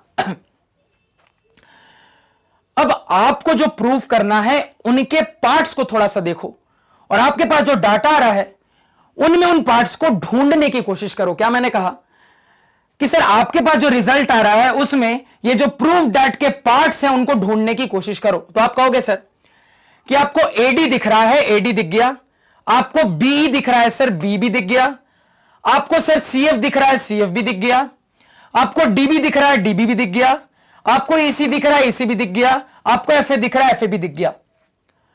तो यहां पे जितने पार्ट्स मुझे प्रूफ डैट में चाहिए सर उतने तीनों रिजल्ट में मिलाकर हैं, यानी कुछ इसमें है, कुछ इसमें है, कुछ इसमें है, 2 इसमें है, 2 इसमें है, 2 इसमें है। अब देखो आपको अब यह भी ऑब्जर्व हो रहा है सर कि तीनों ही रिजल्ट के अंदर ये जो मेरे पार्ट्स आ रहे हैं ना OA बाई OB का या OB बाई OC का या OC बाई OA का, ये तीनों के तीनों पार्ट प्रूफ डैट में नदारद है। तो चूंकि ये पार्ट्स मेरे प्रूफ डैट में नदारद है तो इतना तो कंफर्म है कि ये किसी ना किसी तरीके से कैंसिल होने वाले हैं, गायब होने वाले हैं, रिप्लेस होने वाले हैं। मुद्दा है कैसे सोचेंगे सर, किस तरीके से रिप्लेसमेंट होगा। तो ऑब्जर्व करो, तो यहां पे जब ऑब्जर्व करोगे सर तो आप पाओगे कि यहां OA बाई OB आ रहा है, यहां OB बाई OC आ रहा है, यहां OC बाई OA आ रहा है। तो इतना तो कंफर्म है सर कि मुझे जो प्रूफ करना है उसमें जितने पार्ट्स हैं वो सारे पार्ट्स यहां पे मिलकर कंबाइंड तीनों में आ रहे हैं। इन 6 में से 2 पार्ट यहां है, 2 यहां है, 2 यहां है, यानी तीनों का कंबाइंड यहां पे यूज होने वाला है। अब तीनों के कॉम्बिनेशन पे किस तरीके से यहां पे सोच सकते हो सर, तो ध्यान से देखो कैसे सोचेंगे। और कोई भी ऐसा सवाल मिले तो उस सवाल के लिए जो कंसेप्ट यहां पे आप सीखोगे उस कंसेप्ट को हमेशा याद रखना कि सर इस पोर्शन को मुझे गायब करना है अपने प्रूफ डेट से, कैसे सोचेंगे। तो सर अगर मैं अपने तीनों इक्वेशन को मल्टीप्लाई कर दूंगा, अगर मैं अपने तीनों इक्वेशन को मल्टीप्लाई कर दूंगा तो देखो क्या होगा। तो मल्टीप्लाई करेंगे सर तो LHS LHS से मल्टीप्लाई होगा, RHS RHS से मल्टीप्लाई होगा। तो सबसे पहले LHS LHS की कहानी देख लेते हैं। तो LHS LHS मल्टीप्लाई होगा तो मेरे पास आ जाएगा sir OA by OB into यहां पे आपका LHS LHS मल्टीप्लाई हो रहा है, इसका LHS इंटू इसका LHS, OB by OC into इसका LHS OC divided by OA बराबर।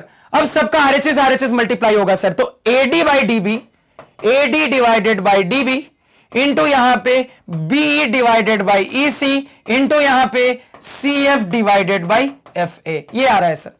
अब ये करने से देखो फायदा क्या हुआ, तो फायदा आपको दिख रहा होगा। अब आपको यहां पे दिख रहा होगा सर कि ये OA से ये OA गया, ये OC से ये OC गया, ये OB से ये OB गया, यानी ये जो OA OB OC मुझे नहीं चाहिए था वो अल्टीमेटली कैंसिल हो गया। तो इस तरफ मेरे पास क्या बचा है, इस तरफ मेरे पास अल्टीमेटली 1 बचा है। अब चूंकि अल्टीमेटली 1 बचा है सर, तो ये डिनोमिनेटर को पूरा इस तरफ भेज दो, क्रॉस मल्टीप्लाई कर दो। तो यहां पे क्रॉस मल्टीप्लाई करेंगे तो मुझे दिख रहा है, ध्यान से सुनना, ये तीनों इस तरफ मल्टीप्लाई हो जाएंगे तो मेरे पास आ जाएगा DB into EC into FA बराबर यहां पे AD into BE into CF। क्या यही चीज प्रूव नहीं करनी थी? बिल्कुल करनी थी, आप मैच कर लो सर। तो DB into EC into FA बराबर AD into BE into CF, यही प्रूव करना था।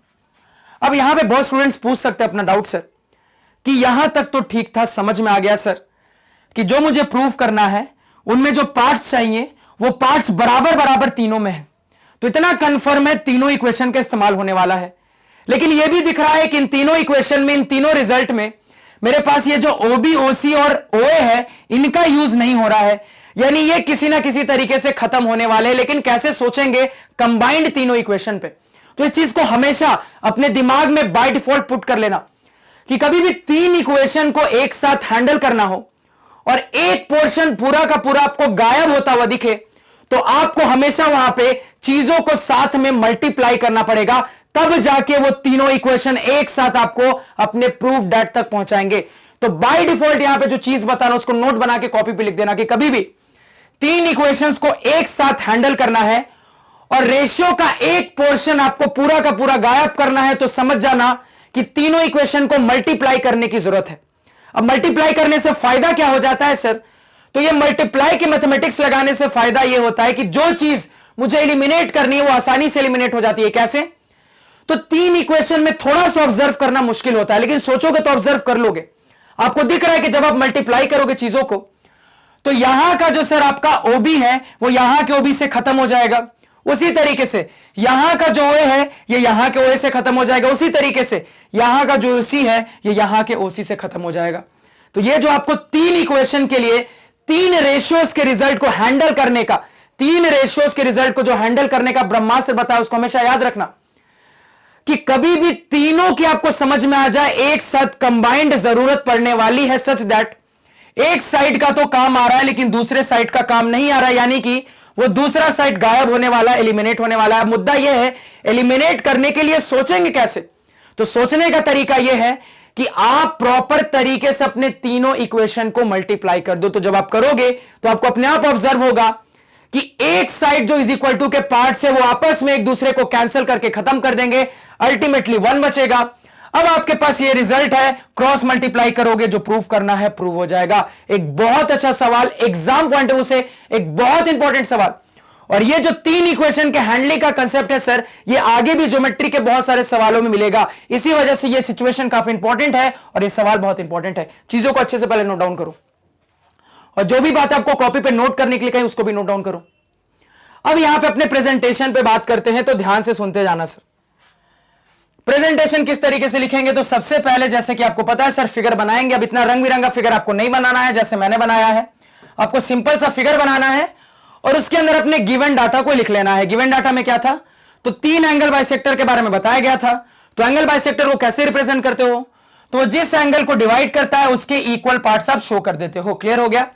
अब चूंकि 3 एंगल है आपके पास, तो एक ही कलर ब्लू कलर का पेन होता है, तो आप क्या करोगे, एक एंगल के सेट को क्या करना, सिंगल लाइन से रिप्रेजेंट करना, दूसरे एंगल के सेट को डबल लाइन से रिप्रेजेंट करना, तीसरे एंगल के सेट को ट्रिपल लाइन से रिप्रेजेंट कर देना। सभी को दिमाग में है, इसको नोट डाउन करो। आगे चलते हैं सर।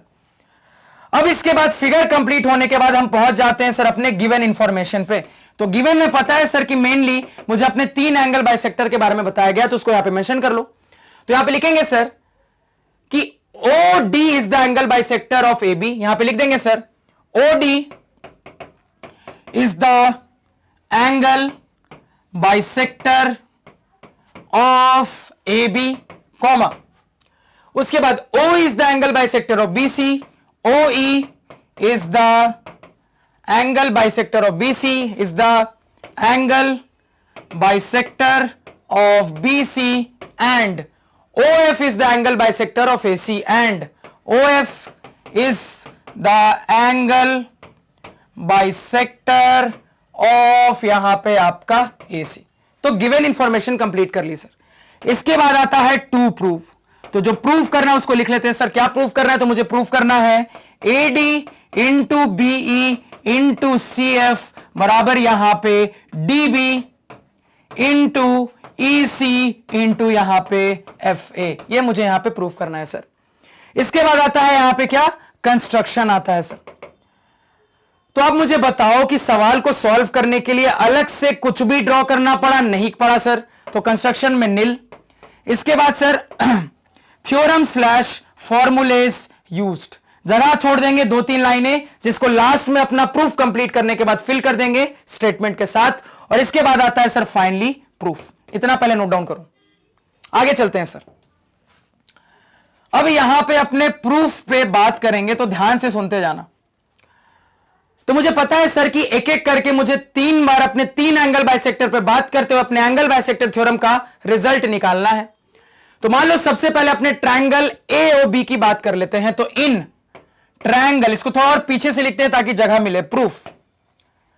तो इन ट्रायंगल AOB क्या हो रहा है सर, सिंस, चूंकि OD is the angle bisector of AB, since OD is the angle bisector of AB, therefore, चूंकि ऐसा, इसी वजह से अब मैं अपना रिजल्ट लिख सकता हूं सर, OA बाई OB बराबर OA डिवाइडेड बाई OB बराबर यहां पे कितना हो जाएगा, तो OA डिवाइडेड बाई OB आपका हो जाएगा AD बाई DB। क्या हो जाएगा sir, AD divided by DB हो जाएगा। इसको हमने हाईलाइट कर दिया, ब्रैकेट में रीजन देंगे सर, बाई यहां पे एंगल बाइसेक्टर थ्योरम आपको फुल फॉर्म लिखना है, इक्वेशन नंबर 1।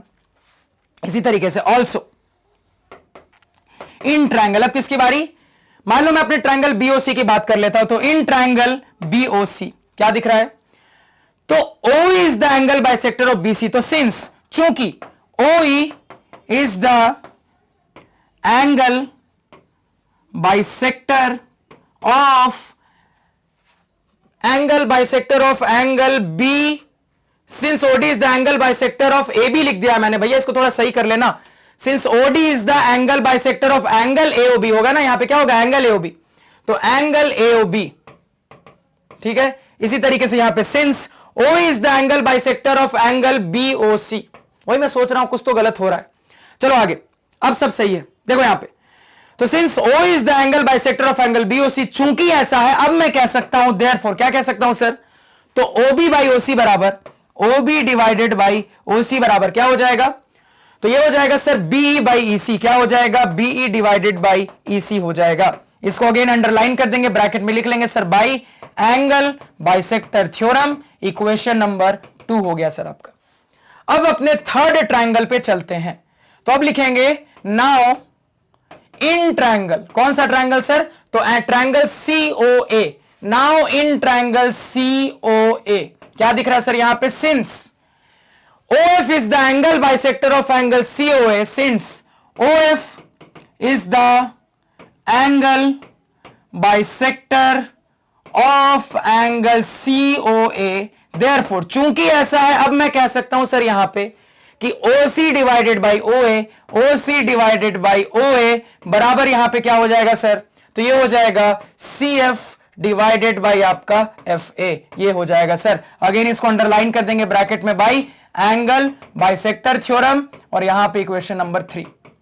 अब मैं कहूंगा यहां पे सर फ्रॉम इक्वेशन नंबर, या फिर ये बोलने से ज्यादा अच्छा आप क्या बोल दो, मल्टीप्लाइंग इक्वेशन नंबर 1, 2 एंड 3, क्या बोल देंगे सर, सीधे सीधे multiplying equation number 1, 2 and 3, 1, 2 and 3, तो तीनों को मल्टीप्लाई कर देंगे तो क्या आ जाएगा सर, यहां पे आ जाएगा OA बाई OB, LHS को पहले LHS से करो, तो OA बाई OB इंटू यहां का LHS क्या है सर, तो OB इंटू यहां पे आपका कितना हो गया OC, OB divided by OC into यहां पे क्या है sir OC divided by OA बराबर, अब सबके RHS को मल्टीप्लाई करो सर, तो इसका RHS है AD by DB, AD divided by DB into क्या हो जाएगा BE बाई EC इंटू यहां पे हो जाएगा BE divided by EC into क्या हो जाएगा sir, into CF by FA into CF divided by FA।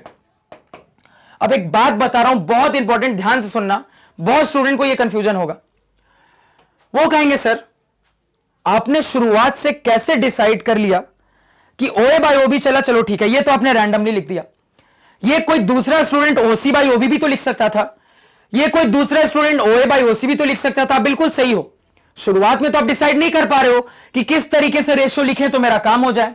अब देखो यहां पे कैसे डिसाइड करना है, तो अगेन आपको इस बात को ध्यान में रखना है जो मैंने आपको बताई, बहुत इंपॉर्टेंट बात, कि कहीं पे भी 3 सेम टाइप के रिजल्ट को हैंडल करना है, बात इंपॉर्टेंट है, 3 सेम टाइप के रिजल्ट को आपको हैंडल करना है, और आपको जो चीज प्रूव करनी है सर, उस प्रूफ डेट में आपको दिख रहा है कि आपके पास जो 3 रिजल्ट के 3 रेशियो आ रहे हैं, उसका एक साइड वाला तो पोर्शन है लेकिन दूसरा साइड वाला पोर्शन गायब है। तो सर ने सिखाया है कि ऐसे 3 इक्वेशंस को मल्टीप्लाई कर दोगे तो काम हो जाएगा, लेकिन ऐसा नहीं है कि अपने मर्जी से कैसे भी इक्वेशन को लिख के मल्टीप्लाई कर दिया। आपके दिमाग में हमेशा चलना चाहिए कि आपको अपने रेशियो के जिस पोर्शन को एलिमिनेट करना है, आपके दिमाग में हमेशा चलना चाहिए कि आपको अपने रेशियो को इस तरीके से हमेशा लिखना पड़ेगा कि जब आप मल्टीप्लाई करो तो जो पोर्शन आपको नहीं चाहिए वो पोर्शन कट के कैंसिल हो जाए। तो कट के कैसे कैंसिल होगा, तो दिमाग में चलेगा कट के तभी कैंसिल हो सकता है अगर पहले की शुरुआत मैंने OA बाई OB से की है तो अगले वाले में OB ऊपर आना चाहिए या फिर OA नीचे आना चाहिए, ऐसे दिमाग चलेगा। तो इस तरीके से दूसरे वाले पे पहुंचे। अब दूसरे वाले पे पहुंचोगे तुरंत कहोगे अब इसको अगर मैंने ऐसे लिखा है तो इसके बाद जो आएगा वो इस तरीके से मुझे लिखना पड़ेगा कि OC ऊपर आ जाए OB नीचे आ जाए, तभी तो इस तरीके से चीजें कैंसिल होगी। तो किस तरीके से रेशियो आपको लिखना है कि आपके फायदे में काम हो जाए, यह आपको समझना जरूरी है। क्योंकि यहां पे तो मैंने ठीक है आपको बता दिया कि सीधे कट पिट गया, लेकिन कोई दूसरा स्टूडेंट उल्टा भी तो सोच सकता था। उल्टा सोचने में कोई गलती है क्या? कोई गलती नहीं है, कोई भी सोच सकता था। लेकिन मुद्दे तक कैसे पहुंचेंगे तो आपको समझना पड़ेगा कि अच्छा सर ने ये सारी बातें बताई हैं, इसको ध्यान में रखेंगे तो सर की बात कहती है कि जो पोर्शन गायब चाहिए वो एलिमिनेट होना चाहिए। अब मुद्दा यह है रेशियो को किस तरीके से लिखूं कि एक साइड के पूरे रेशियोज एलिमिनेट होकर 1 बन जाए। अब ये आपको दिमाग में रखते हुए अपने रेशियोज को लिखना है। इस पॉइंट को इस सवाल के लिए भी याद रखना और हर सवाल के लिए याद रखना कि जहां जहां हम कॉम्बिनेशन रिजल्ट बताते हैं तो कॉम्बिनेशन रिजल्ट में हमेशा मैं आपको कहता हूं रिक्वायरमेंट के हिसाब से काम करते हैं, इस तरीके से काम करते हैं कि कॉम्बिनेशन रिजल्ट मेरा डायरेक्टली निकल कर आ जाए बिना मेहनत के लिए। तो उसके लिए सोचना पड़ता है। तो 2 वालों में सोचना आसान होता है, जहां पे 2 रिजल्ट्स को हैंडल करना होता है वहां सोचना बहुत आसान होता है। 3 वाले में थोड़ा टिपिकल हो सकता है, इसका भी मैंने आपको हिंट दे दिया, इस हिंट को भी याद रखना। अब यहां पे मैं फर्दर कह सकता हूं सर कि ये OA OA से गया, ये OB OC से OB से गया, ये OC OC से गया। तो जब सब कुछ कैंसिल हो गया तो क्या बचा? 1 बचा। अब कोई गलती से मत बोल देना सर 0 बचा, 1 बचा है। कैसे? OA 1 जा OA 1, OB 1 जा OB 1, OC 1 जा OC 1, तो 1 इंटू 1 डिवाइडेड बाई 1, अल्टीमेटली 1 आएगा, 1 बचा है। बहुत सारे स्टूडेंट को मैंने देखा ऐसी गलती करते हुए कि यहां पे 0 लिख देंगे, ऐसे ऐसे ब्लंडर मत करना। देखो आगे बराबर क्या हो जाएगा, तो AD divided by DB into यहां पे BE divided by EC into यहां पे CF डिवाइडेड बाई FA। अब ये तीनों डिनोमिनेटर को क्रॉस मल्टीप्लाई करके इस तरफ भेज दो, तो मैं लिख सकता हूं sir DB into EC into FA बराबर यहां पे हो जाएगा AD इंटू BE इंटू यहां पे CF, और यही चीज हमें प्रूव करनी थी। लास्ट में लिख देंगे हेंस प्रूव्ड, लास्ट में लिख देंगे हेंस प्रूव्ड। इतना लिख दोगे पूरे नंबर मिलेंगे। फटाफट नोट डाउन करो। तो कंसेप्ट के पॉइंट ऑफ व्यू से, सवाल के पॉइंट ऑफ व्यू से, दोनों के पॉइंट ऑफ व्यू से एक बहुत अच्छा सवाल आपके एग्जाम पॉइंट ऑफ व्यू से। क्लियर है? कितनी बार पॉइंट ऑफ व्यू बोला मैंने कमेंट सेक्शन में बताना। तो इस सवाल के साथ फिलहाल अपने लेक्चर को यहीं पे एंड करते हैं सर। तो मैं उम्मीद करता हूं कि आज के लेक्चर में जितनी चीजें मैंने आपको बताई वो आपको क्लियर है, कहीं कोई डाउट नहीं है। इन केस कहीं पे कोई डाउट अराइज होता है तो आप मेरे इस लेक्चर को उस पॉइंट पे दोबारा से देखो, अगर उसके बाद भी क्लियर नहीं होता तो कमेंट सेक्शन में जरूर बताना। तो आज की पढ़ाए हुए नोट्स आप हमारी ऑफिशियल वेबसाइट magnetbrains.com से डाउनलोड कर सकते हैं, जिसका लिंक वीडियो के डिस्क्रिप्शन में है। magnetbrains.com पे आपको क्लास 4 से लेकर 12 तक सारे सब्जेक्ट्स और कोर्सेज मिल जाते हैं, वो भी सिस्टमैटिक ऑर्डर में अरेंज्ड। Thank you.